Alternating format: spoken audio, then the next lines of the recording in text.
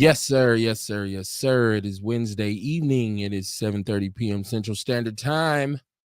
So you know what that means. It's time for Outlaw Radio. Welcome to another episode of Outlaw Radio. My name is Kevin Barnes. That's my government, really. I'm the host of the show. Foundational Black American stand-up. That's the kind of platform this is. Really, really true to the delineation movement. If you really don't know what that is, I think you should. This is something worthy of researching.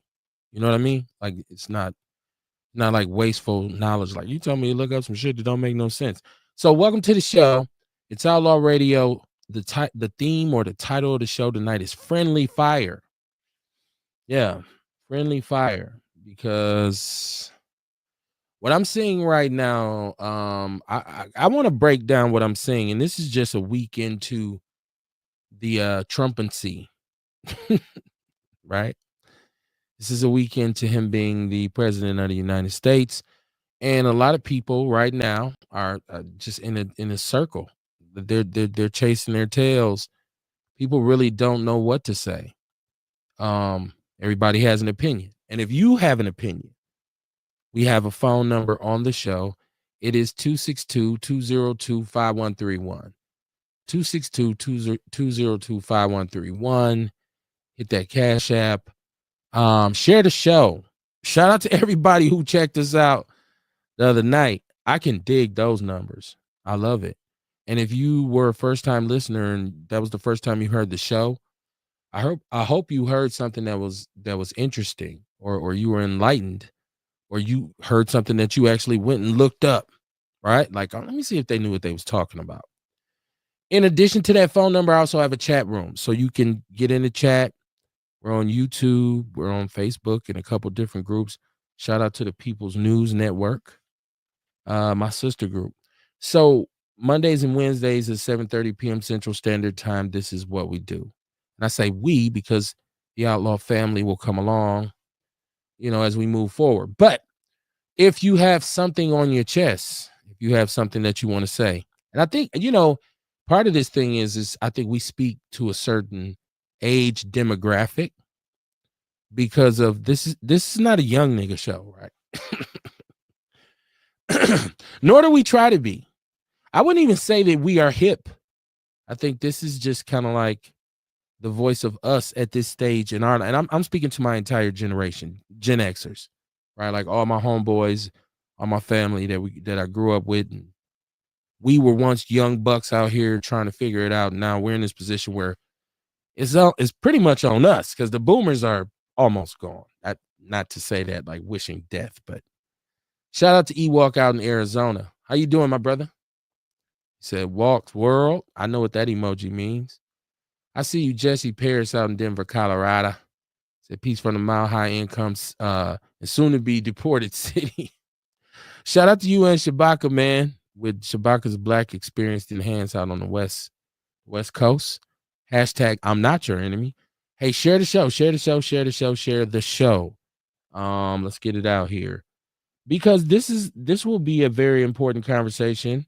If we're like the show is called Friendly Fire, right? So what I think I'm seeing now out of all this madness is one group of people who feel like, okay, drastic changes need to be made in order to make America great again or whatever, what have you. But then there's people on the other side saying, but wait, do you have to take rights from us? Do you have to throw us in, subject us to all kinds of inhumane policy and treatment? And it's like you're trying to save somebody or you're trying to win a war or battle, but you're killing your own people. So if these conservative white people are correct, then what they're saying is we got to get rid of poor people, like immigrants, people who come here and say, I want a better life. And they're saying, okay, but some of them come illegally. But how many of these individuals' ancestors and family members came here? A lot of them came illegally. That's a whole other argument. But I'm just saying, I see like people saying, oh, all the things he's doing have merit and they have purpose. And then you see lawsuits and judges standing up Shout out to the judges, man. Somebody has to have some nuts, man. Listen, man. We talk a lot about politics on this show, but this is nonpartisan over here. We have a nickname. We're the party poopers. We poop on both parties because of their egregious treatment of us. Neither party is for us. There are racist individuals on both sides. There's all kinds of discriminatory practices in terms of hiring and even, appointments to, hold certain positions. So we don't support either political party, neither Democrat or Republican. They're both one and the same.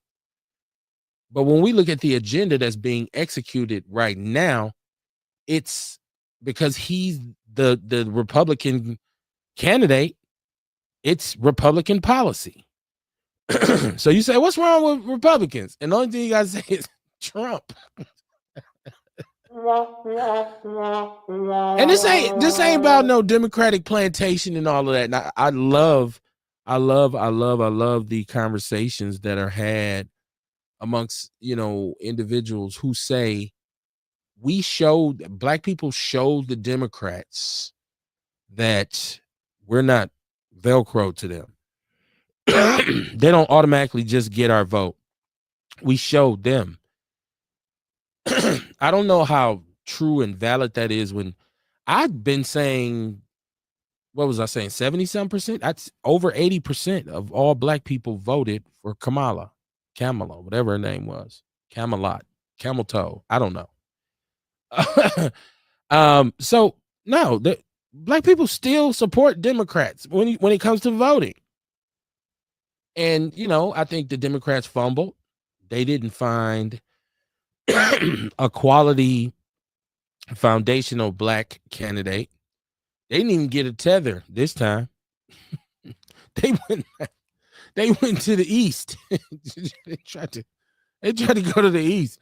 So, we're sitting on the curb right now as Black people, and we're watching what's happening with Latinos and illegal immigrants, and we're watching them be under the threat of ICE and not knowing how this thing is going to go down. And I think we're caught in a quandary because we're kind of like, ain't nothing we could do for y'all. Like, I feel like as foundational Black Americans, when we're in a situation, it's just us. And I think that's what kind of has led to the delineation movement. And once again, I want to say, when you hear someone who doesn't know what they're talking about when it comes to the topic of FBA, so say you're in the barbershop and this comes up, a lot of times the person who's talking about it has no idea what they're talking about. So you really got to know and research the researcher, because first of all, this is no gang, this is no group. And I seen somebody say Tariq Nasheed owns the copyright to FBA. Well, that's fine, right?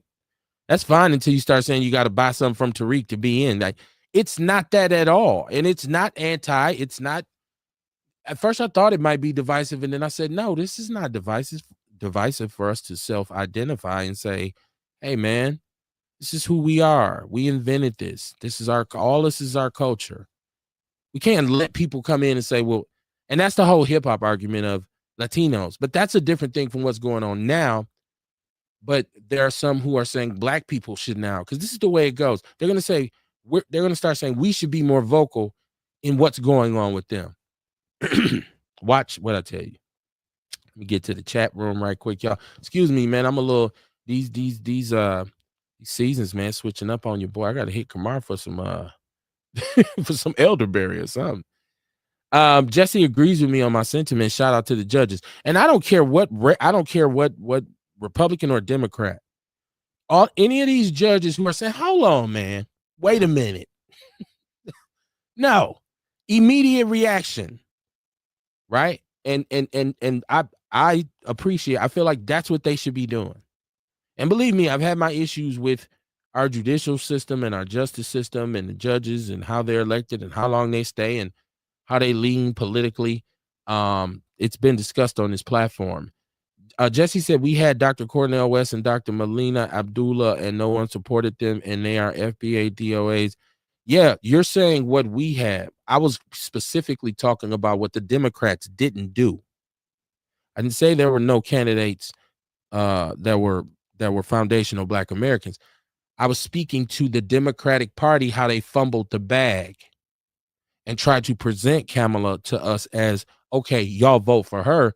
And we still did, right? If 80% of us did, we still did. But I wasn't speaking about the lack of Blacks in it. I was talking about the Democratic Party specifically. Mama Jenkins, how you doing? How you doing? She said, good evening, my Outlaw family. My opinion, all will suffer because of his ideas and his foolishness. She said, oh, your shirt is dope. Oh, thank you, Mama Jenkins. This is my camouflage BDU, right? I love tactical clothes, y'all. I'm sorry. I just like to I like to feel like my clothes have a purpose, right? Like, so if something happened, you'd be like, oh, I got an extra pocket. Something like that, right? Thank you, Mama Jenkins. He said, people own the patent to African American. Nobody talks about that, though. So if you're still listening to Roland Martin, you are lost in the sauce. Dion, what's going on, my brother, my fellow outlaw? He said, what we on tonight? Hey, man, Friendly Fire. That's the name of the show. Friendly Fire. Figure that out and apply it to what's going on right now with this crusade. It seems like war against the people a little bit. I'm not trying to stir no hornet's nest. I'm just saying. I see a lot of friendly fire. He said, oh, okay, I got you. The Democrats fumbled the bag, no doubt. Thanks for clarifying. Hold on. Said fuck. Dion said fuck Cornel West. He was a plant. He didn't even campaign. Ooh, shit. He early. And where's Cornel? He still teach at Harvard? I don't know. Ernest said, man, Latino people be cool with us if we chilling and drinking level, on a just chilling and drinking level, but I don't recall him ever being on no let's march with Black people shit. He said he's doing a show with Nina Turner called The Truth Hour. Oh, that's what Cornel West is doing? Okay. He said he did campaign. Dion and Jesse gonna argue. Y'all gonna notice that if y'all watching the show. They're gonna argue in the chat room. And one of them will call in. This shit is like WWE. But if you want to call in, the number is 262-202-5131. Let me see if I can bring my co-host in. Make sure his audio is good. Kamar, what it do, man? Hey, man. Hey, life is good. Life is good. Am I on time? No, but you here. No. I mean, it's my. I mean my laptop. Well, I just judge it on. I usually just judge it on how quickly you respond to anything that I say, or if I ask you something. So I know if there's any kind of pause, I know it's a delay because I know you're not that slow. I think people might listen to it and think, "Damn, Kamar is slow. It takes him forever to answer questions." That's why I hate bad audio. Fuck them.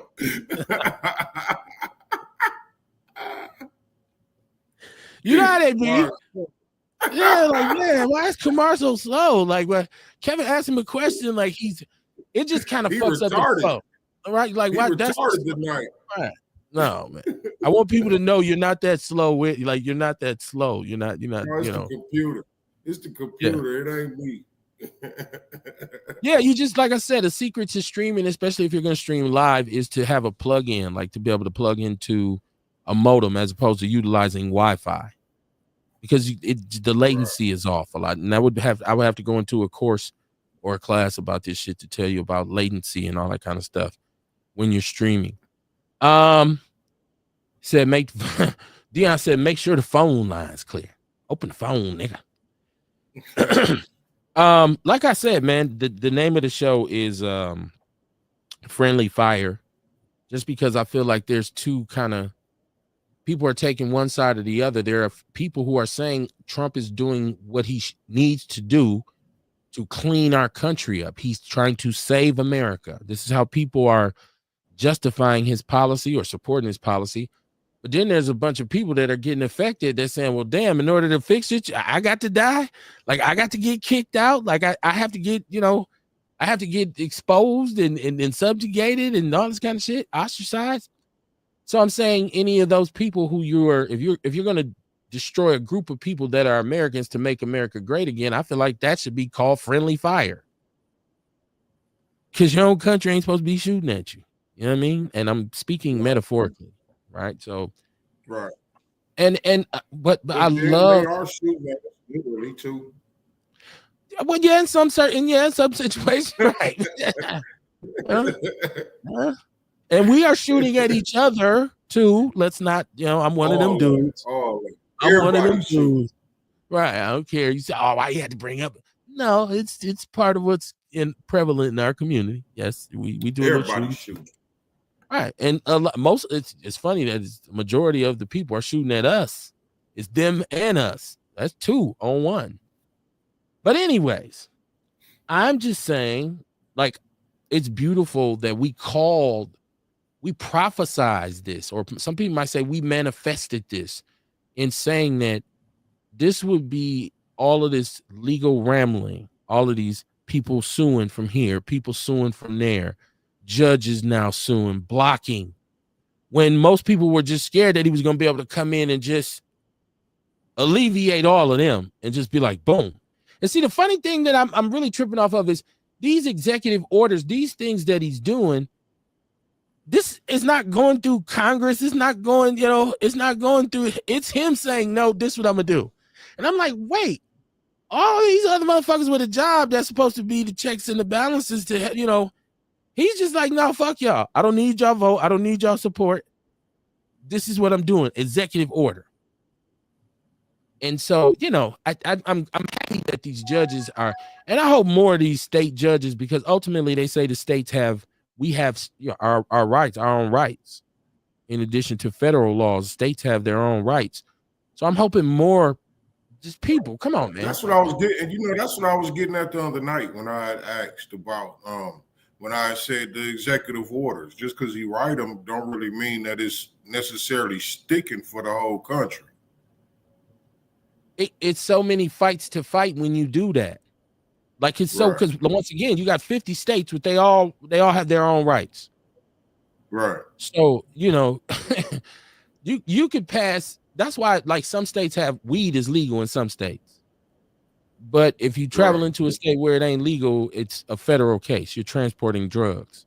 That's how thin the line is.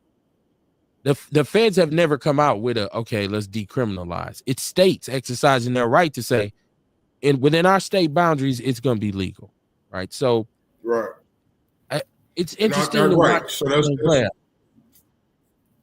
So that's pretty much how they doing the executive orders while everybody panicking and shit.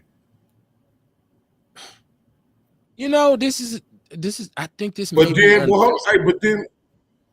but then we got the immigrant.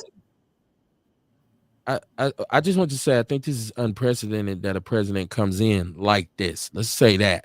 I don't think we've seen this where if somebody else did it, y'all let me know. Some other president came in like I think 200. Hey, all presidents come in making executive orders and shit, but I think these are the most egregious executive orders that they came in doing. I was just reading something and they was talking about the different presidents and all the different executive orders they signed.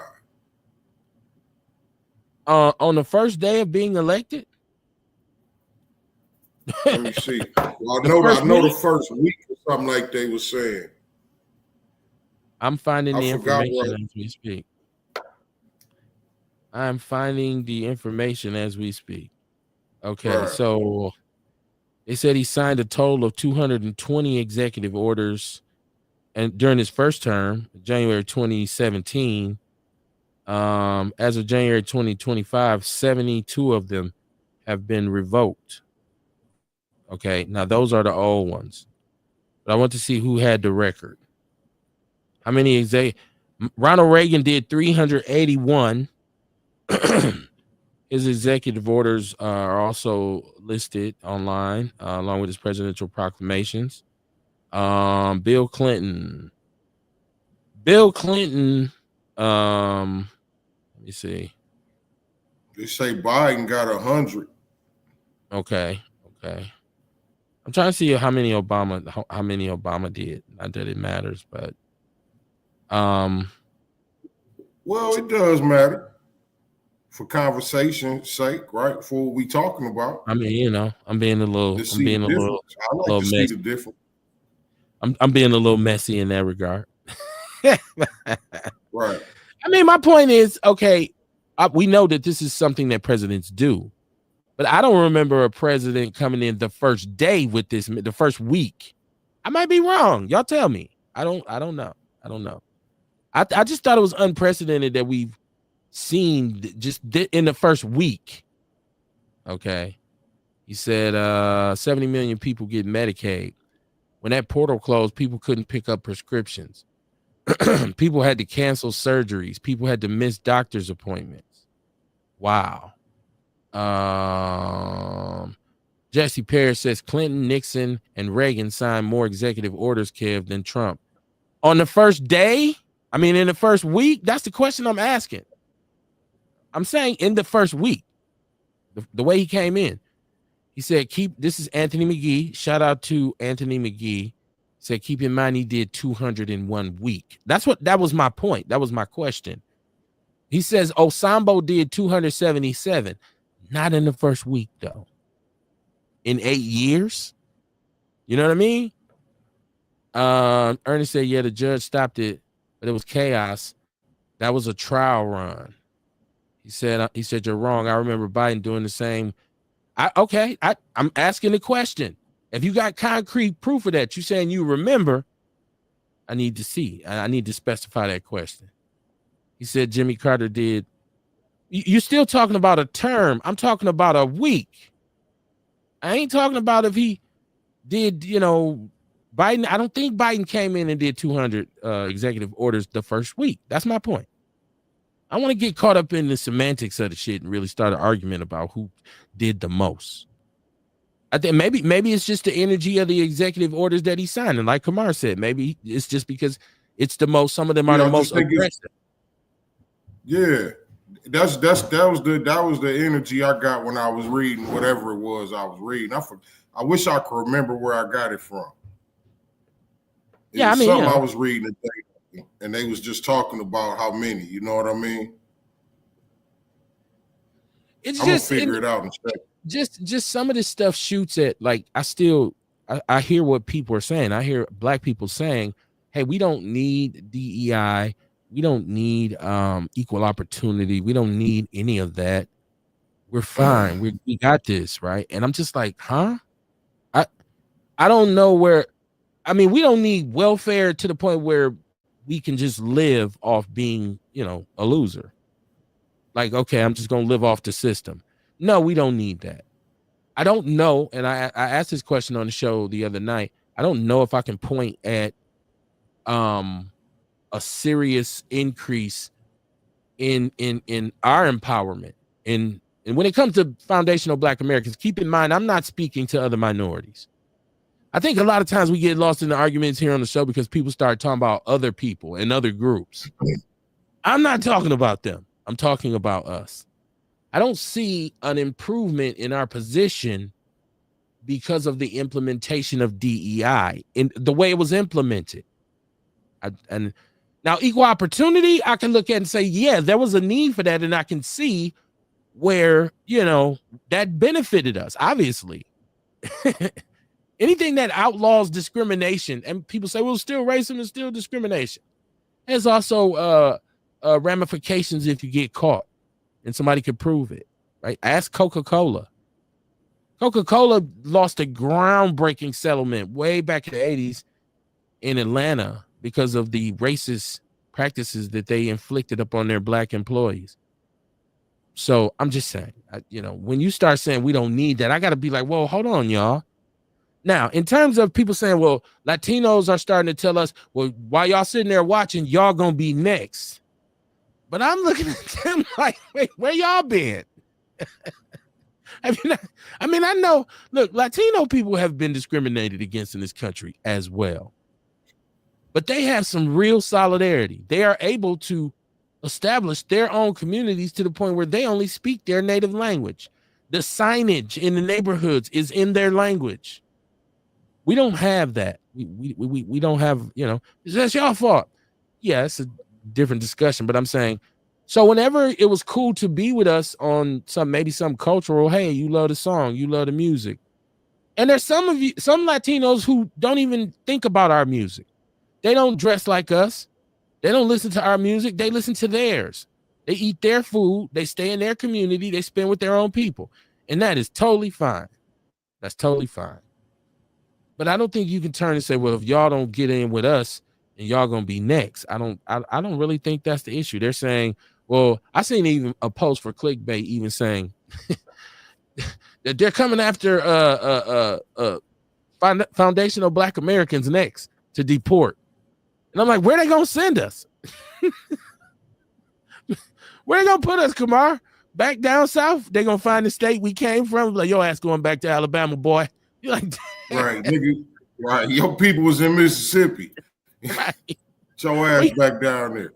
Right. You gonna make me move back on the family land? Like, that's what I'm saying. Like, where they gonna send us? Now, don't get me wrong. This might come off as gloating in a sense. And come on, I don't want to be that petty, right? I don't want to be that petty. Because it's serious when anybody's rights are infringed upon. But I'm just saying, strictly for observation purposes, that for a very long time, we've been under the boot, and pretty much every other ethnic group just stood around and watched.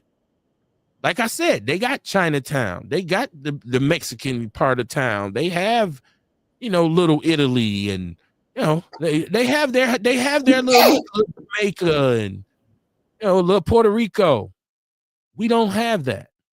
So I just feel like don't come at us now with the guilt trip. Like, oh, they're going to get y'all next. I believe that's fear mongering. If I may use an American term, I believe that is fear mongering. Latinos, don't do that to us. Don't try to shame us into looking out for y'all. And a lot of us feel y'all pain. a lot of us feel your pain. Once again, shout out to Anthony McGee. He said, yeah, no president of the United States has ever done that in a week. Jesse said those numbers are from their inauguration day, not their first full week. Yeah. He said, where the hell are we? To say Trump signed the most for the first day. Yeah, I mean, either way it go, I think the point is that this shit is just over the top. Like, because we get to arguing about little numbers and details, and you kind of just even lose sight of what you was talking about. Also, what I notice is, and this is something too, like I was talking to the brother Doyle Spruer who do the expungements and pardons, right? Okay. And he was telling me about, like whenever new people come into office, they like to get other people's names off of shit and leave their name on shit. And you know what I mean? So like that first day, I noticed also it's a trend too with different presidents. They go back and they go on and doing and signing executive orders from the previous president. Like Reagan signed a bunch of shit to go, to counter Jimmy Carter. Or Obama did a bunch of shit to counter Bush. And you know what I'm saying? They all went back and countered the shit from the president before. I guess it's a thing about them having their name on shit. I was just trying to make a point on the energy that he brought. That's all. Like, I wasn't even thinking about, Leroy Jackson back in 1855 came in with 500. Rode on the goat skin. Yes, it's probably happened. It's just been alarming that, because he's pretty much doing what he said he would do, and he's pretty much implementing what he told us he wouldn't implement, and that he swore off Project 2025. When it's fear mongering. Remember they were saying that's fear mongering, right? But he's verbatim going down the list right now. But he was telling y'all that, nah, I ain't gonna do that. No. I mean, he never fully disavowed himself. Jesse says, where the hell they gonna deport us to? Mississippi, Alabama, Georgia. South Carolina, North Carolina. That's what I'm saying. He says shit's hilarious to me. He said, I'm going back to South Carolina. I'm gonna try to stay in Milwaukee. I'm gonna be honest with you. I don't want to go live in Mississippi. I wonder if I could get him to drop me off in Jamaica or so. Yeah. Like, drop me off in Jamaica, y'all. If I got to go, send me. I'm gonna be high as a motherfucker or something. But you're not Jamaican, Kamar. I don't know that you get to Jamaica, bro. I mean, maybe you may check your people. You might. What should it matter to them? They getting rid of us. Right, we say what's a few more miles, man? Come on, man. Yeah, you know what I mean. Hey, man, right across the lake. They gonna tell you to drop your ass off in Georgia. You make your way from there to Jamaica. Right. He said, Anthony said, ICE. We are even detaining Native Americans. Are they? Are they really going after? Now, how can a Native American be an illegal? I seen that. That's what I'm saying. I don't click on everything. How can a Native American be an illegal immigrant? Right. I don't know. How do you even? Now, what I do wonder, they do kind of look alike.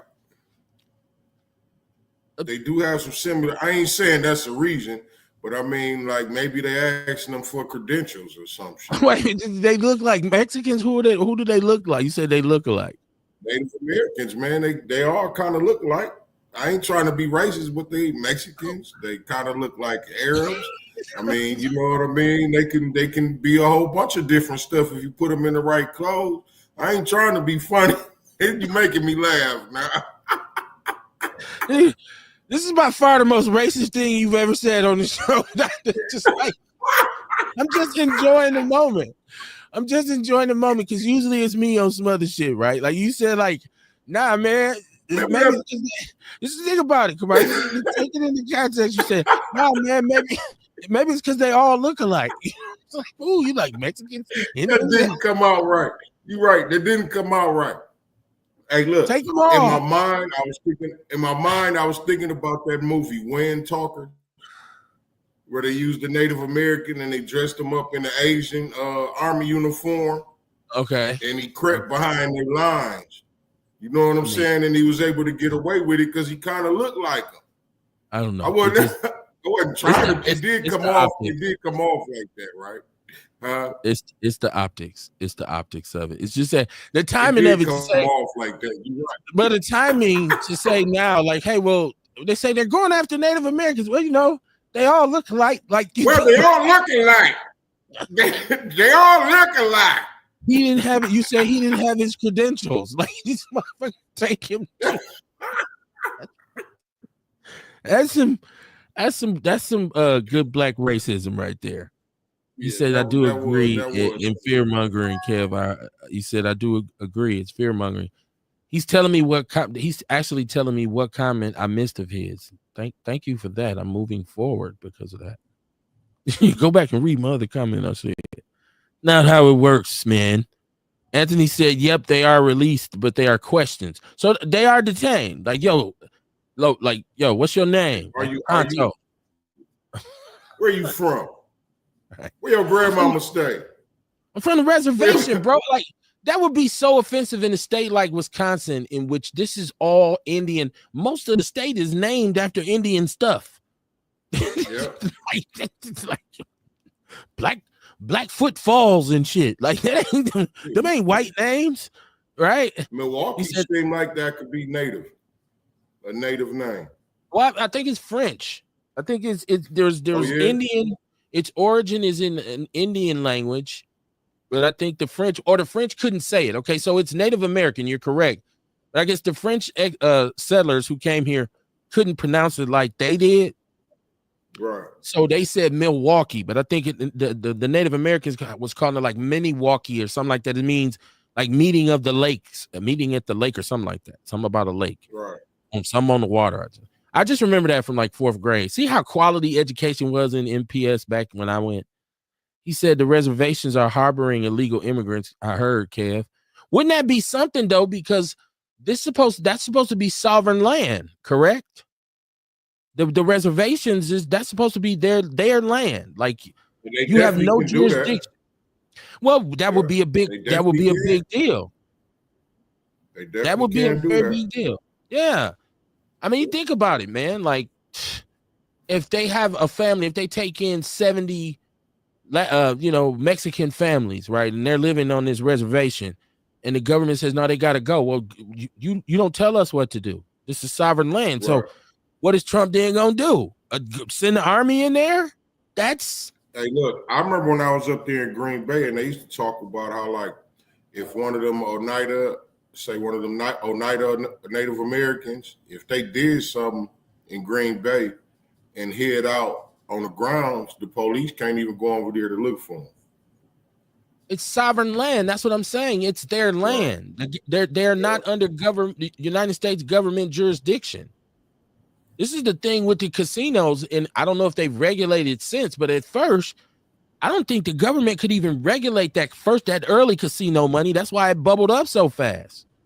They might have stepped in now and said, "Wait a minute, now, goddamn, y'all making too much money, especially at Potawatomi." That's what's going on with TikTok. Except for the like the government want in on that. Too much money being made. They want in on it.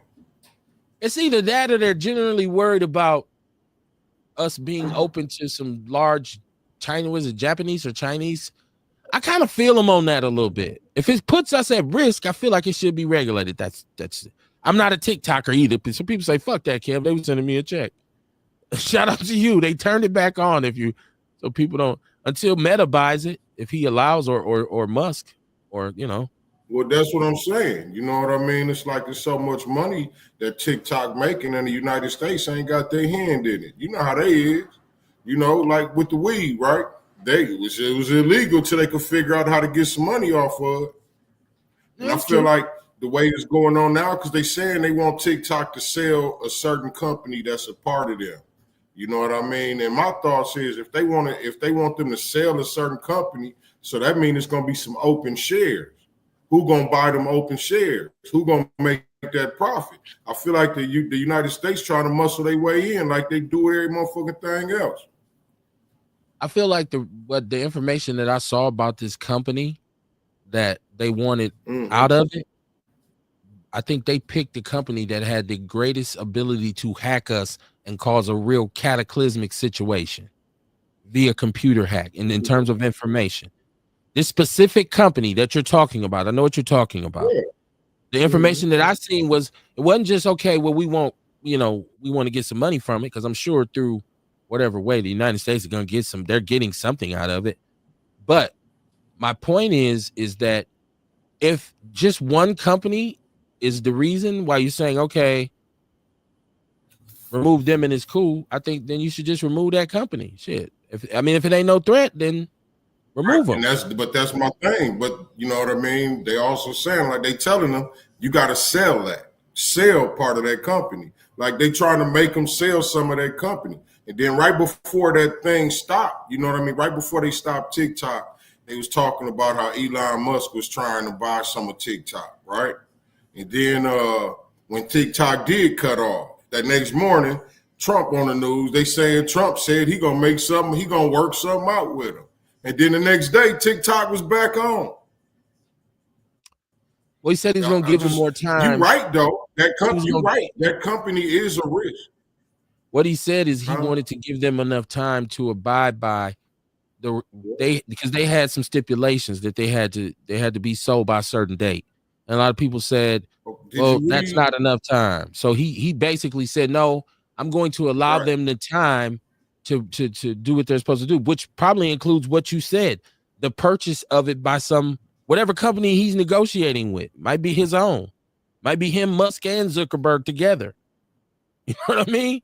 Like, we don't know. I just never thought we'd see grown people my age who have sworn social media to hell for 30 years to be upset about TikTok. Like, I hear old people talking about, they didn't shut down TikTok. I be like, well, money involved now. hey, money involved now. We figuring this shit out. That's just listen, that content creator shit, that's a whole job. Right. Yeah, I bet you it takes a whole, I know. I see what people put out. I'm like, damn, they took some That's a time whole to do job, this shit. man. Yeah, that's why I'm not good at it, because I got other shit to do. Ernest said, yeah, they in Arizona going on tribal land, so they're already up there going on. Wow, that's crazy. He's laughing at me, telling him about. He said, go back and read my other comment. Dion said, bro, I'm going hard on that motherfucker that voted for Trump. Okay. He said, remember in the movie Young Guns, old boy said Chavez was a Mexican Indian. Yeah, and then he talked about he didn't know if it was the Mexican hooker going on the Indian or the Indian raping the Mexican. It was like, that's when they got to fighting. Yeah, that was one of my movies back in the day, Young Guns. He said, LOL, where your grandmama stay? Let's go figure out where to drop your ass off at. The same here in Colorado. Where your granddaddy stay. Said some here in Colorado. We have several Native American reservations out here, like the Ute and the Cheyenne. Did you hear about the 3.5 million votes that were purged? I've heard you say something about that, Dion. I don't hear people talking about that. I've heard you say that on the show literally about 5 different times. I haven't heard anybody else say it. Kamar, have you heard anything about 3.5 million votes that were purged from this last election? I didn't hear about it. I'm not saying it didn't happen. I'm saying I didn't hear about it. But I think, would that even have been enough to help her win? She got her ass whooped pretty thoroughly, didn't she? Probably not, because she got a shellacking. And then not only that, man, but it was the electoral votes that made them win. It wasn't the people votes, right? Well, she closed the gap. She did lose the electoral votes, but she kind of closed the gap. At first, it was really just like we said, it was really just belt to ass, as my son would say. And then she recovered. So I think she ended up with like 214, and he had 270, whatever that you need to win. But she was edged in the popular vote as well, according to what they reported. But Dion is saying some votes were purged. Jesse says FBAs, DOAs, and freedmen gained citizenship before Native Americans as well. Are they citizens? Somebody put me up. I'm really not up on my Native American indigenous people rights. So the ones that live on the res, they're not citizens if they live on sovereign land. How is that managed? How's that balanced? Or can you declare I'm not living on the reservation? It's probably probably a matter of paperwork to fill out. I'd like to know. You're out there and you know, call us. Don't laugh at us for not knowing. I'm not a Native American. I don't even go to Potawatomi. Ernest says Chicago is derived from a French rendering of the Native American word Chiquaqua. I feel like because he's from Chicago, he had to throw that in there. Like, I don't know. Ernest, we don't care about Chicago. Sukihana. It was called Sukihana. I'm from Sukihana. Shout out to Chicago. I had a lot of family in Chicago, man. For real. But I love going to Chicago. I was there this morning, as a matter of fact, for a whole hour. Maybe not. I tell you what, driving through there, I can appreciate it. Like, I'll be like, oh, this looks nice, right? But in terms of like hanging out and being down there like that, I haven't done that. But shout out to them. But I laugh at Ewok because Ewok will be on there with his Chicago Bears jersey on, right. And the Bears beat the Packers the last time, so I know he's feeling the city. Jesse said that part, Kamar, about TikTok and marijuana. So you mean she closed the gap on the popular vote, not on the electoral vote? No, I said that because I thought at one point she was behind like 178 and he had like 250. And then later on, didn't she finish with 214 or something like that? I don't know. I can't, if you got the numbers, put them out here. I thought, because when I looked at it the next day, I say, oh shit, she did win. So, yeah, I know when I saw it that night, it was fucked up. Like that. Yeah, it was like, wow, she's getting mollywopped. People was on Facebook talking about, you black men make me sick. Y'all make me sick. I hate you motherfuckers. Oh my gosh, man.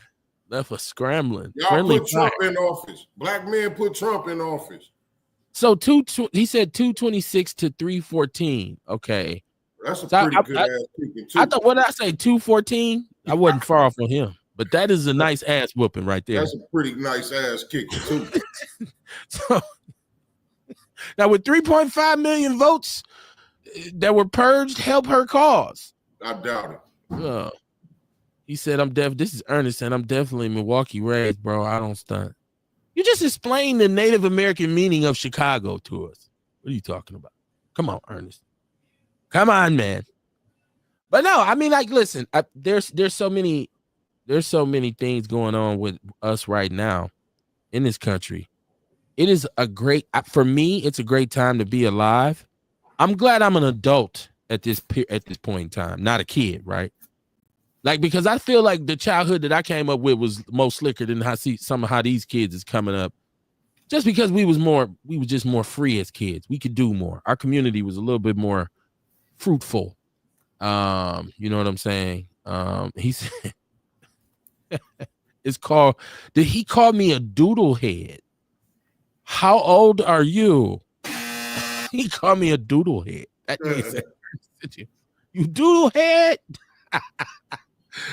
Oh man, that's not as funny as your what you said. I was caking for the black women because I was standing up for black women on the show one night. You know what I'm saying?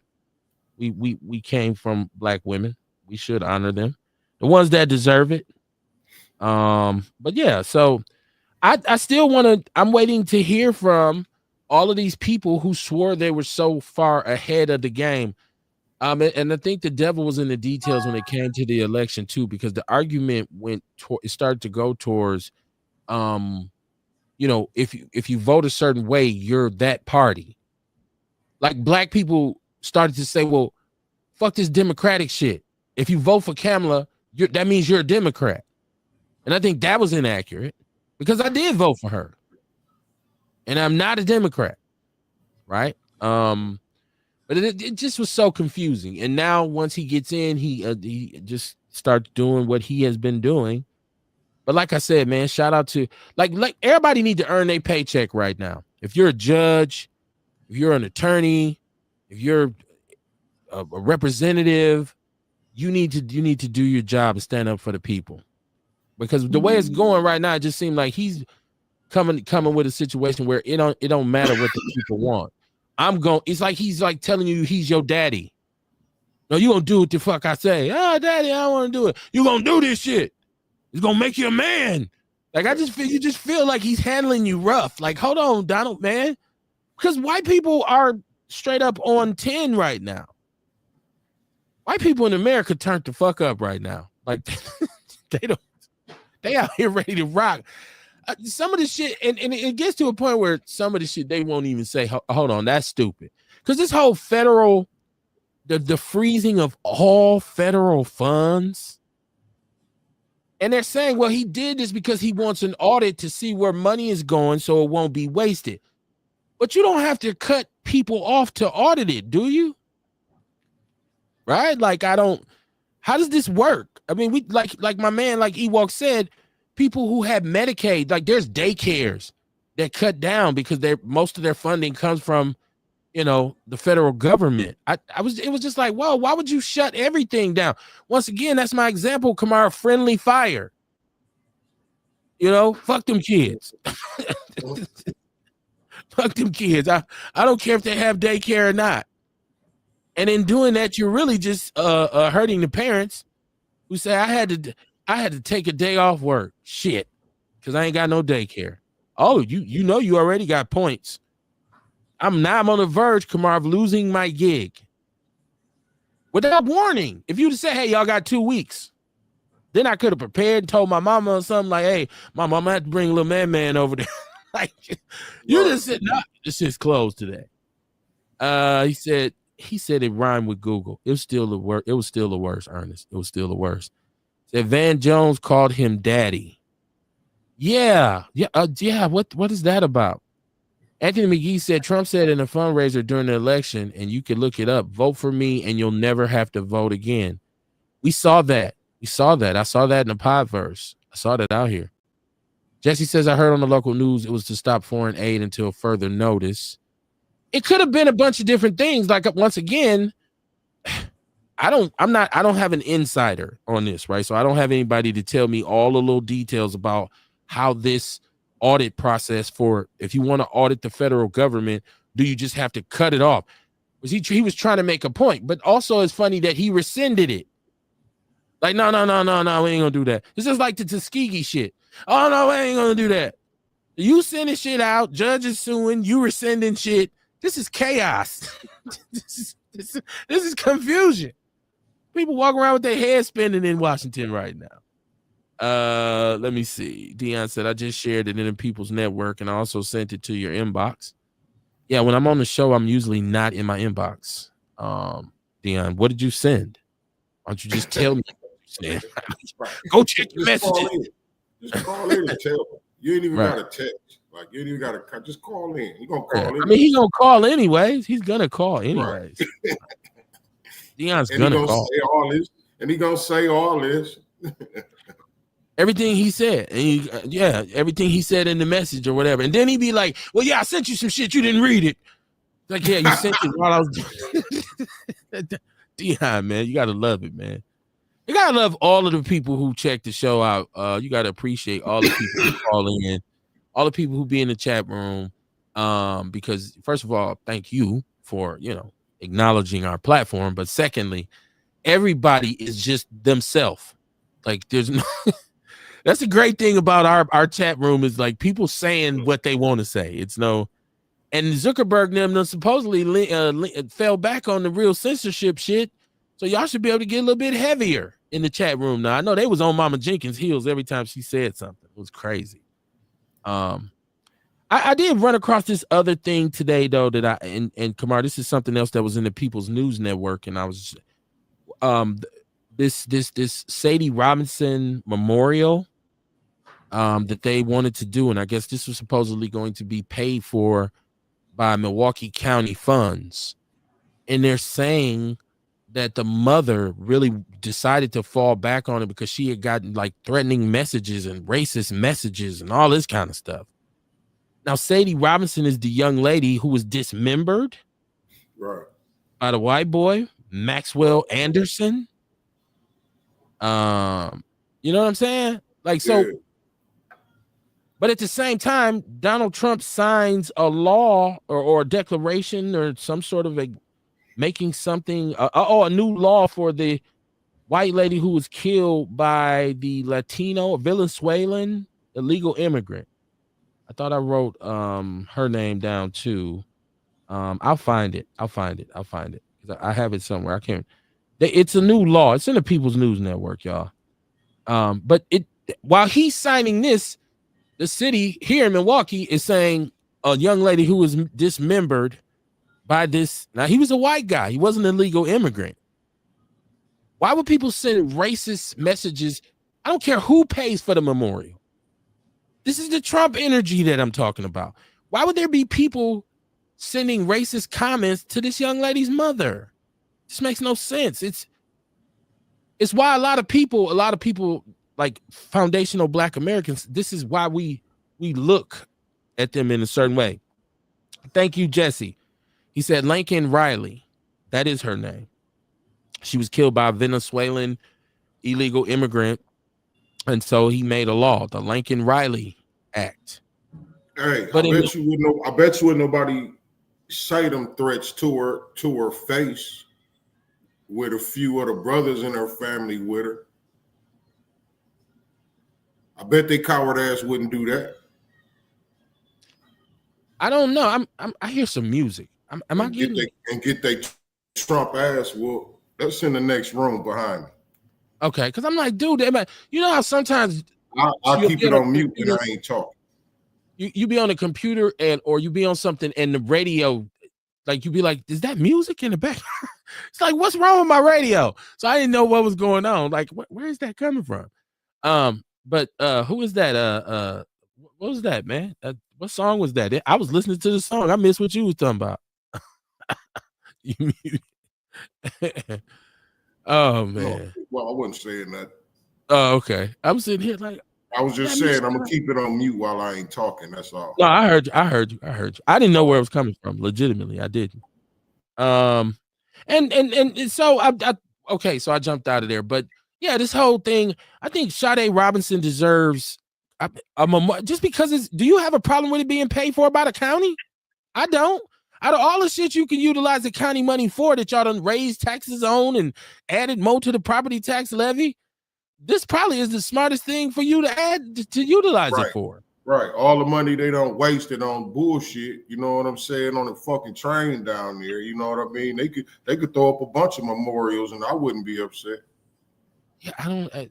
You said people probably didn't say it to her face, but I don't. Anytime. No, I said. I bet you they coward ass wouldn't say it to their face with some brothers with her. Because I'm saying with some brothers with her, just in case it was some men sending them threats. You know what I mean? You know the motherfuckers be. The motherfuckers really be cowards. Well, that's true. I think, but like, you know, anytime you get somebody saying, hey, because, you know, it's as simple for somebody Google your address, right? And say, yeah, I know you live at so and so and so and so, and I'm gonna be outside. And you be like, hold on, I take this shit serious. Let me fall back on this other shit. You know, it's just because if you just don't want your peace, like, I ain't got time for this shit. We'll come do this again at another time. I get it though. I get what you saying. You made jokes about me when I said I changed my name on Facebook. Yeah, because you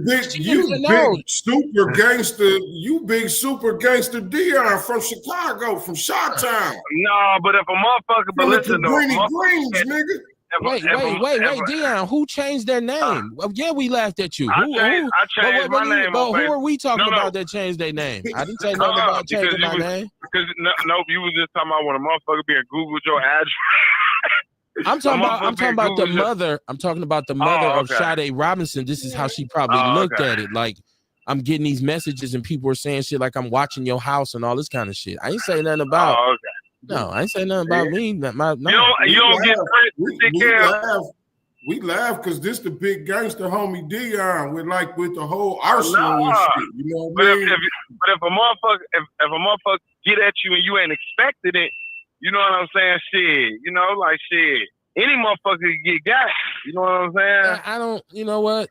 No, Dion, don't try to come back and justify this white man scaring the bejesus out of you and you change your message. Don't do that, Cam. Don't do that. You brought it up. You literally brought it up. You didn't have to bring it up. But you didn't have to bring it up. You don't want somebody don't justify that this white man scared you. Yeah, I'm saying because you tried to compare apples to oranges because I was talking to. I think you didn't hear the conversation. Because I heard you was talking about the Sade Robinson thing, and I thought you had said something about people had Googled your address. I was talking about that mother. I was talking about that lady saying she didn't feel safe. So she's the one, she's made a conscious decision to say, okay, well, hold on a minute. You know, I'm backing up a little bit because of the uproar. I wasn't saying it was. I'm about to mute myself real quick while I'm jacking this trailer so you won't hear this motor. I got you. It's funny how he was like, oh shit. He tried to jump in, right? Like, I got their ass. Right. No, we're still laughing at you for changing you changed your Instagram name. Like, oh my God, what did the white man say? Whew, took all his pictures down and shit, no dogs or nothing. That shit was hilarious. Shout out to Jermaine Anderson down in super folks from the Cabrini Green. Shit. Yeah, you know, big what do you always say? Was funny as a motherfucker. Big old sixes. Ain't that what he always say?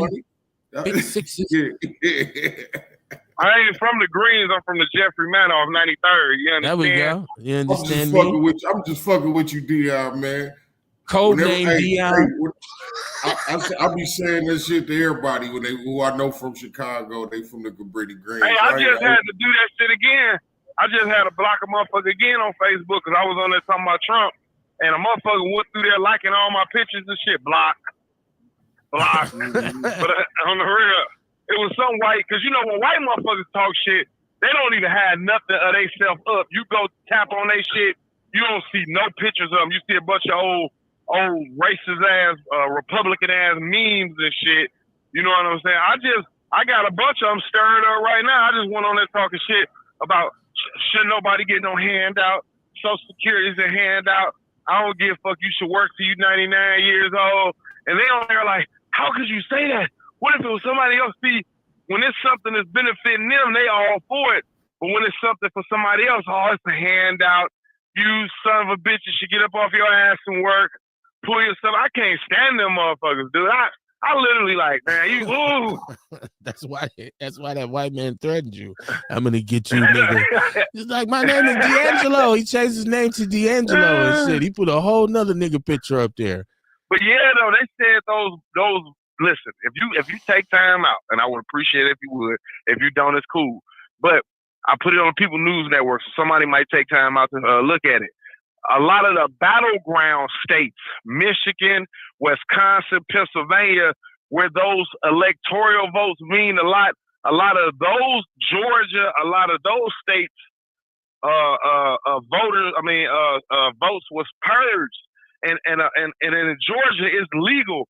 That's just like I was explaining it to you. You know what I'm saying? I tried to show you the documentary of what was going on. So say me, you, and Bull, we all sitting around. So we said we're in a state where we could challenge votes. So we said we're going to challenge 30,000 votes. We're going to look at all these votes, and we're going to say, well, he don't live here no more. He's dead. He's this, that, and the other. So when they go to the voter poll, they come up like, you don't live at this residence no more. It was a 90-year-old woman that been living in her residence since goddamn doctor. She said she marched with Martin Luther King.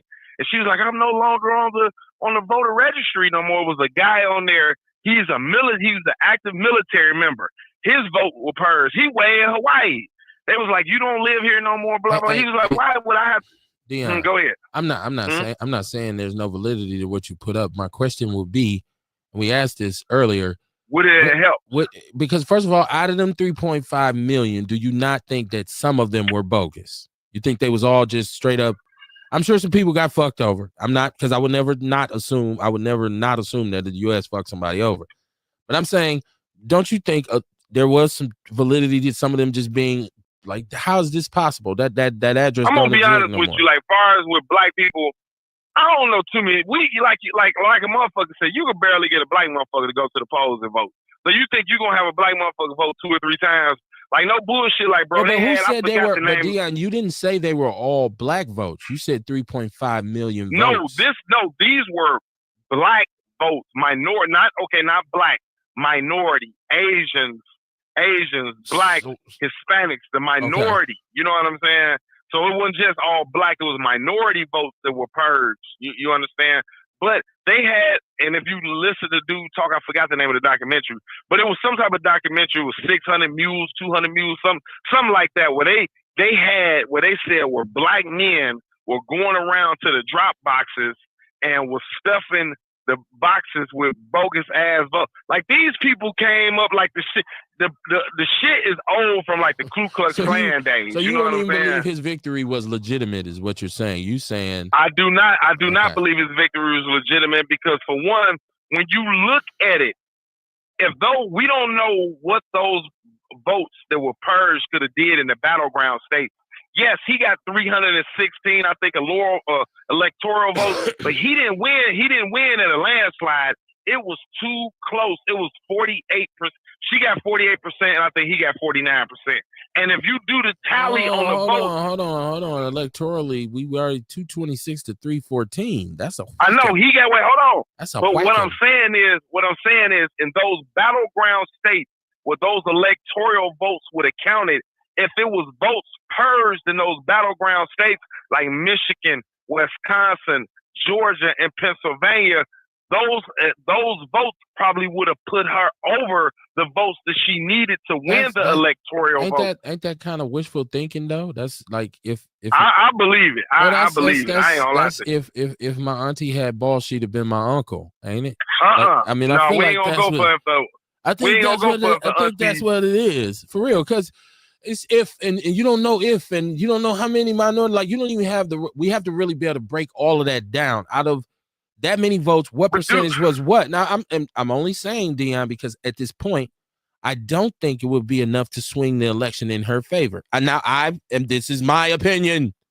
So if you feel like what you saw was legitimate, mine is just a counterbalance to that. It's just a counter argument to that. Like, I don't think that would matter. But let me shout out Jermaine Anderson, who's in the chat room. He is in Shreveport, Louisiana, and there's a lot going on with I guess illegal evictions down there or something. And I seen him. I was at work. I work, actually. Y'all really don't. I really have a job, right? Like, that's why Kamar was saying this content creator is like a whole job. I'm like, that's why, because I don't be having all day to sit around editing videos, Kamar. I like literally be working. But But yeah, mate, come on and let us know in the chat room what's going on, Jermaine. We might have to bring you on one night. I know he was on before, and then one time he was on and he was in the chat room and he said something, and then he went to cussing us out and said, "Fuck y'all, fuck Milwaukee." And I was like, damn, remember that shit? Come on. I was like, what's wrong with this brother? Jesse said they've been getting handouts since they have arrived here. I think he's talking about white people. Said like the Homestead Act and the GI Bill, for instance. Yes. Yep. Said that's the popular vote, not the electoral votes. What are we talking about? What we talking about, Jesse? Are you talking about the percentages of because I thought what you gave us was electoral when you said 226. That is 226 to 314. Let me see. Yeah, those are electoral votes. He But said what I was saying though, if those votes that were purged would have been counted, like you said, if your uncle, your aunt, whatever, however that shit go. But I still just think that vote, when I seen the popular vote, like it was just too fucking close. And okay. you know, I mean, you just never know with these people, man. And like my guy said, and it made sense when he said the first time when Joe Biden won, and he was like the votes was rigged. He was basically saying, and people probably didn't catch on to it, they was rigged for me to win, not for Joe Biden. Right. So that's why he kept saying the votes was rigged. We thought we had the right people paid off. Yeah, right. yeah. I'm not saying, listen, no, what you're saying is valid. I don't want people to even, or you to even think I'm trying to discredit what you're saying. I'm saying at this point, I don't know if that shit matters. And Jesse's kind of expressing my sentiment a little bit more, saying, and I agree with this, if that's true, why didn't the Democrats challenge it in any other state? See, he said Wisconsin was the only state that challenged it. And I believe we lost that, right? Like, so I think she conceded too early, and the Dems ain't like the Republicans, though. They don't have balls like the Republicans. You know what I'm saying? Like, she came and conceded, and she didn't even tell us about Project 2025 and give us a warning. And like, well, I tried my best, and it's gonna be some hard times ahead of y'all. I gave us a Martin Luther King speech to be like, so we can know, because I already knew what was ahead of us, and he was saying it, you know what I'm saying? But you know what, though, my whole thing is, it's a fail-safe to everything in life. Why they didn't put something, but see, I think that Insurrection Act, I think that was the fail-safe where like, if you have people that is discombobulated about this man in this White House, I think, to be honest with you, that night, no bullshit, Kev, the country should have split. And what should have happened? We should have had two motherfucking presidents. No bullshit. That night, it should have been like how it was with the Union and the Confederacy. When Lincoln was the president of the... I'm serious, Kev. I ain't lying to you. I know you're serious. I'm about to mute I know myself you're again. serious when you say that, but I'm saying I'm glad that did not happen. I want to be the first one on this show to say I'm glad that didn't happen. I think this thing has to play out. I think in order for America to continue, this has to play out, Kamar, because this is addressing some things in this country that are actually issues. And I'm not saying Trump's approach to them are correct, but we talk about immigration. I could see how illegal immigration and the kind of like influx of individuals who were savage criminals in their own country and governments from other countries in a sly way just kind of unloading they garbage on America. I can see how that could become a problem. So that's a very important issue. I can see how wasteful spending in the government can become an issue that you want to say, hold on. All this foreign aid going out and all this other shit. Nah, we got issues. We need to get our money right. But it's when you start to take rights away from people that I have a problem with, right? Like, and so when you start to say, I'm going to go and remove things that were put in place to create balance. And I hear everybody talking about, yeah, we need this. And, what did Tierman Spencer say that time when he was on the show and we kept talking about what was fair? He said, you want fair, go to State Fair. You want fair, go to State Fairgrounds. Like, life ain't fair. Anytime we're in competition, and even in professional sports, check this out. Even in professional sports, there are this governance, right? Because if it wasn't, the teams with the most money would have all the talented players. Even in NBA, they got revenue sharing, profit sharing. because the smaller markets have to thrive too. They have to be able to compete. That way you have parity, meaning that you'll see a small market team win an NBA title. If that was the case, New York and LA would win it every year because they got the most people, they got the most money, whatever.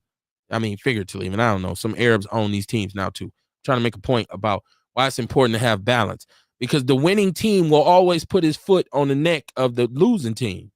So that means people who have money are going to further squeeze poor people to the point where they're just so minimal that it's like cool to just like we'll revert to a whole different kind of society where it'll be like peasants and you see those old medieval shows and people be like peasants and royalty and I'm of lineage, my blood, and I'm of the Duke and all this shit.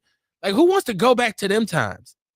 Let me catch this. Damn, the chat room just bulked up while we was flapping our gums. Let me see. This is Jesse. He says she left the students at Harvard waiting all night to say anything, then postponed her concession speech to the next morning. That's her alma mater, but y'all said she ain't black. But she went to a black college. Is she a culture vulture? We know she's a tether. I mean, these are all the conversations that are being had right now, Kamar, about where we standing at in this country. You know what I mean? Like, because there's still a lot of black people who, believe it or not, feel like Trump is doing well. I don't know how to explain to them that there's some shit going on, and I don't know how to explain to white people that there's still racism. There's still a need for this shit. Because white people just done said, no, we knew it. There's never been, it hasn't been racism since the 50s. Stop lying. Especially in a city like Milwaukee. You can't see it, right? Like, you can't see it. This is Jesse says, so we should have had a civil war that night because the only reason why Lincoln was the president of the Union, and not both the Union and the Confederacy was because of the Civil War. So you're saying, oh, he's asking, so we should have I don't think we should have. I'm not with that. Said rights taken away from who? Well, when you say equal opportunity, I'm speaking specifically to equal opportunity when it comes to jobs, when it comes to equal employment legislation. If you take away my ability to earn because of the color of my skin, you are taking away from somebody. That is you're taking away my right to earn. I don't know why is that in question? Like, it's very self-explanatory. I'm not really crying over DEI. But even when you start to get to the point where you're saying, well, I don't even want Black history taught in schools, like I want to erase, you're taking away a child's right to learn. To me, children have the right to learn. They got the right to read and study. That's why you say study, so they can sit down and get a whole kind of big picture of things. He said, Ernest says, Kev, you think them Dems ran a weak campaign? I think this all it's all bullshit, and this Trump presidency shit is by design. We've all been fooled. There's no way nobody beats the system and convictions like Trump has without all of them being in on it. He says, did we lose any rights? Did we lose any rights, or was there other groups that lost rights that were originally intended for FBA? Well, once again, anytime you start talking about anything with equality and justice in this country, we're included automatically, ain't we? So even if other people benefit from civil rights, even if other people benefit from minority hiring clauses, aren't we included in that? I'm just saying, like, so we're saying, well, no, because other people benefit from it, fuck it. But it's us too. I think that's what, and we said this on the show, I feel like that was the only thing Martin Luther King was trying to do, is say, hey, there's a need for civil rights, period, in this country, but Black people surely need to be in the conversation. I think that was his whole point. I came to that summation by really just looking at, like, well, why would he be going so hard for this? But yeah, this country is racist and it's been discriminatory against a lot of different groups. But if we're going to address it, we need something in there for us as well. We need to be included. I think that was what he was trying to do. I'm armchair quarterbacking. He said, I don't know how we can look at it and say anytime if you attack civil rights laws, when did Black people start saying, well, that don't affect me? Am I brainwashed, Kamar? Are civil rights laws not for us? Like, do you get what I'm saying? Hey, Like, I ask people, you know what I mean? Like, I don't knock who nobody voted for, but I like to ask, like, Black Republicans, how do y'all feel about that Civil Rights Act? okay, And I ain't heard nobody answer nothing yet. I even put it in the video, in one of my videos, and you know what I mean? But again, that's that shit where I told you, you know what I mean, where people will act like ain't nothing really happening, but it really is. Like they'll act like they don't know nothing about it. They ain't even gonna speak on it when somebody asks about it. You know what I'm saying? It's fucked up. it sounds like his argument is that Trump hasn't done anything that affects Black people, and I disagree. So are we really sitting here thinking that all of these things he's doing, none of them are going to affect us? That's where because I didn't get that memo, Kamar. I felt like anytime you start addressing basic civil rights in the United States of America, Black people are automatically included. Maybe I'm wrong. I don't know. He said like this is medieval Europe. That's what I'm talking about. That's how backwards they want to go to, like, you know, like I said, peasants and royalty, and you live in squalor. And we're gonna live up here in the castle on the hill and tell you, like, Game of Thrones type shit. Like, yeah. He said Kamala's a tether, Kev, just like Osambo. He said his approval rate amongst Black is increased nationally. Didn't I just say that, Kamar? There's a lot of Black people who feel like, and I don't know what they're looking at. So that the message of, okay, do for self, which we always talk about, do for self. Don't be dependent on any kind of government programs, any of that. Go and get yours. Do what you need to do. But the fact of the matter is, when you make the donuts, you get taxed. So if nothing else, you should be upset when you say, yeah, I got it on my own, but goddamn, I'm pouring into this economy because I'm spending and I'm making money. And you're taking rights from people. You're taking my rights from me. Now, if you wasn't taxing me, then I say, okay, I get it. They don't tax me. I'm sovereign, right? At that point, I'm a sovereign people. Is that where we're going? Because when you say we're not affected, I seen Willie D saying, you know, he was talking about agreeing or thinking that, you know, getting rid of DEI and all that stuff. He was saying we don't need it. We don't need it, but we do. Because I work in social services and I see people every day who need help, Kamar. There are people who are disabled. There are people who are sick. There are people who don't have the ability to get up and go out and grab it by the nuts and bring it home. Uh-huh. So there should be some recognition and some supplementation for people who are less than fortunate. If you can't, it's our job to take care of elderly people when they're old. Why? Because they ran the world when we couldn't. You deserve that much respect, right? And handicapped people. If I'm paying millions of dollars in taxes and you're rich, senator, congressman, president, vice president, whatever cabinet you work on, what's wrong with giving some tools and fuels to the people in the community who need it? I ain't talking about people trying to live off the system. I'm talking about people who need it. There are people who need help. It's asinine for us to think, well, you know, when you talking to a single mother, that's what your ass get for having all them kids and all this kind of. At this point, it's about the kids, bruh. Like, you know, once again, it's fuck them kids. He said, he said, learning shouldn't just be a school building, though.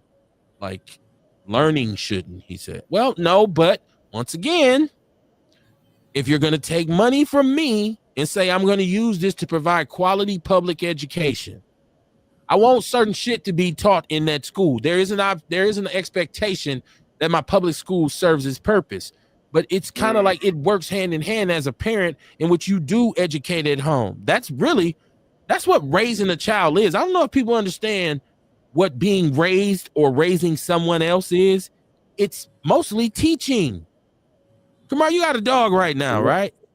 You are training your dog, right? Yeah. That dog has to attend Kamar 101 some nights. Every day. Right. Motherfucker, this don't do that. You know? Right. Every day, all day. Right. Every day, all day, somebody saying, stop. Don't do that. You can't do that. Stop. Yeah. So then when you get through that part and then you go somewhere, so we got to leave him at daycare. And I'm just giving an example. I don't know if you'd ever do this, right? If you say, well, we're not going to be here, we're going to go out of town. Because of your training, you don't expect to come back to that daycare and they'd be like, he killed 7 other dogs and he tore up all the furniture because he should know better, right? Like, because you trained him. So it's the same thing growing up. My mother told us what to do, what not to do. She taught us basic shit about self-respect and accountability. And then we went to school and learned how to read words. And we learned how to do mathematical problems. My niggas that read words. Right. You learn how to, what's this reading thing? Well, this is how you download information from the world. Words. My mother never sat me down and said, okay, this how you read. She told me just sound the word out. Once you figure out the letters, then we'll sound them out. I learned how to read before I went to school because I was reading a newspaper to her. But she didn't sit me down and break down phonics. She just taught me how to sound out words. The school had to do that. The rest of that, I guess, Kamar, that's what I'm saying. The expectation was, okay, now y'all build on what I taught him, right? Because I wasn't writing 5-page essays. I'm just saying I could read. Right. You know what I'm saying? Right. And most of the time, she also taught you more stuff. Like at home, she taught you about life. That's right. You know what I mean? Right. Stuff that they don't teach at school, and I feel like that's the biggest responsibility of the parents. There, we can't expect the school to teach that, but it is certain stuff that we do expect the school to be responsible for, at least. And it should be. And the flip side of that, and I'm speaking as a former educator, when you send your child to my class, I have an expectation too that you done taught them some shit at home, so I can do my part. Like, anybody never taught you how to sit your little ass down? You don't know how to listen. You off the wall. And I'm thinking, like, what is they teaching you at home? Because not to brag, but no training. Man, when my children were little, every time I went to see, I'm bragging on my kids, but I'm not, because I wasn't a perfect father, and there's no perfect way to do it. I'm just saying, because of the structure that we attempted to provide in the home for my children, anytime when they were young in elementary school and I would go get them or talk to their teachers, they would say, no, he or she, they very well behaved. No, they might act up a little bit when you say something to them. They sit down. They weren't like, oh, this motherfucker turned around and stuck his middle finger up at me. I couldn't get him to sit down, because we had done work at home. We had done that work saying, I don't want you to go out here and be off the wall. I want you to learn how to conduct yourself. So, yeah, it shouldn't just be in the school. I guess that's the point. Jesse says it's like Dr. Claude Anderson always says, who is civil? And can you point me to where they at? We was fighting for human rights, not civil rights. The Black empowerment era was hijacked by the civil right. Yeah, okay. I'm not here to argue with you on any point about anything in terms of that. And shout out to Claude Anderson.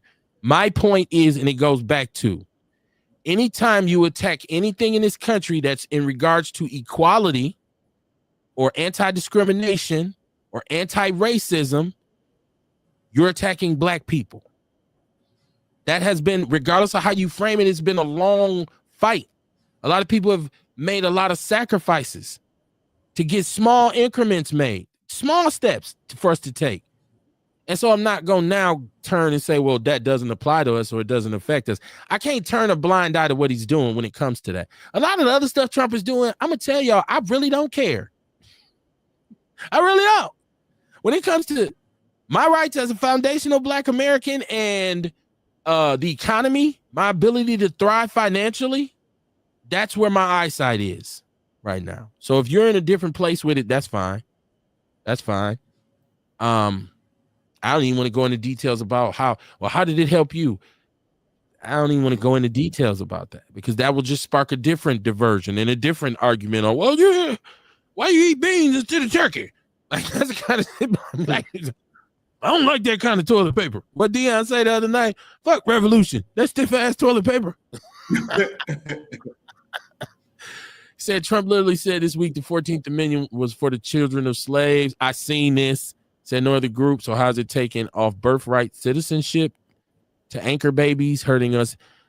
Once again, I'm talking about any attack on our rights. And the 14th Amendment, he did say that. And I seen Tariq Nasheed saying Trump is letting these people know the only reason we have a 14th Amendment in terms of attacking, all these, like making it illegal to be racist and discriminatory, is because of the babies of slaves. That's fine. That's fine. But when you say that and then be like, fuck equal opportunity, where should I be leaning? How should I be feeling since everybody's so much smarter than me?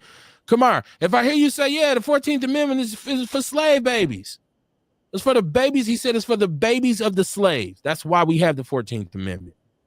But then at the same time, you say, well, we're going to get rid of equal opportunity. We're going to get rid of anything that balances the scales. Where should I be thinking? Like what you said or what you did? Right. What you did? Fuck what he said. He just said that. I don't know. Once again, it's obviously so much shit that I've missed here. Right.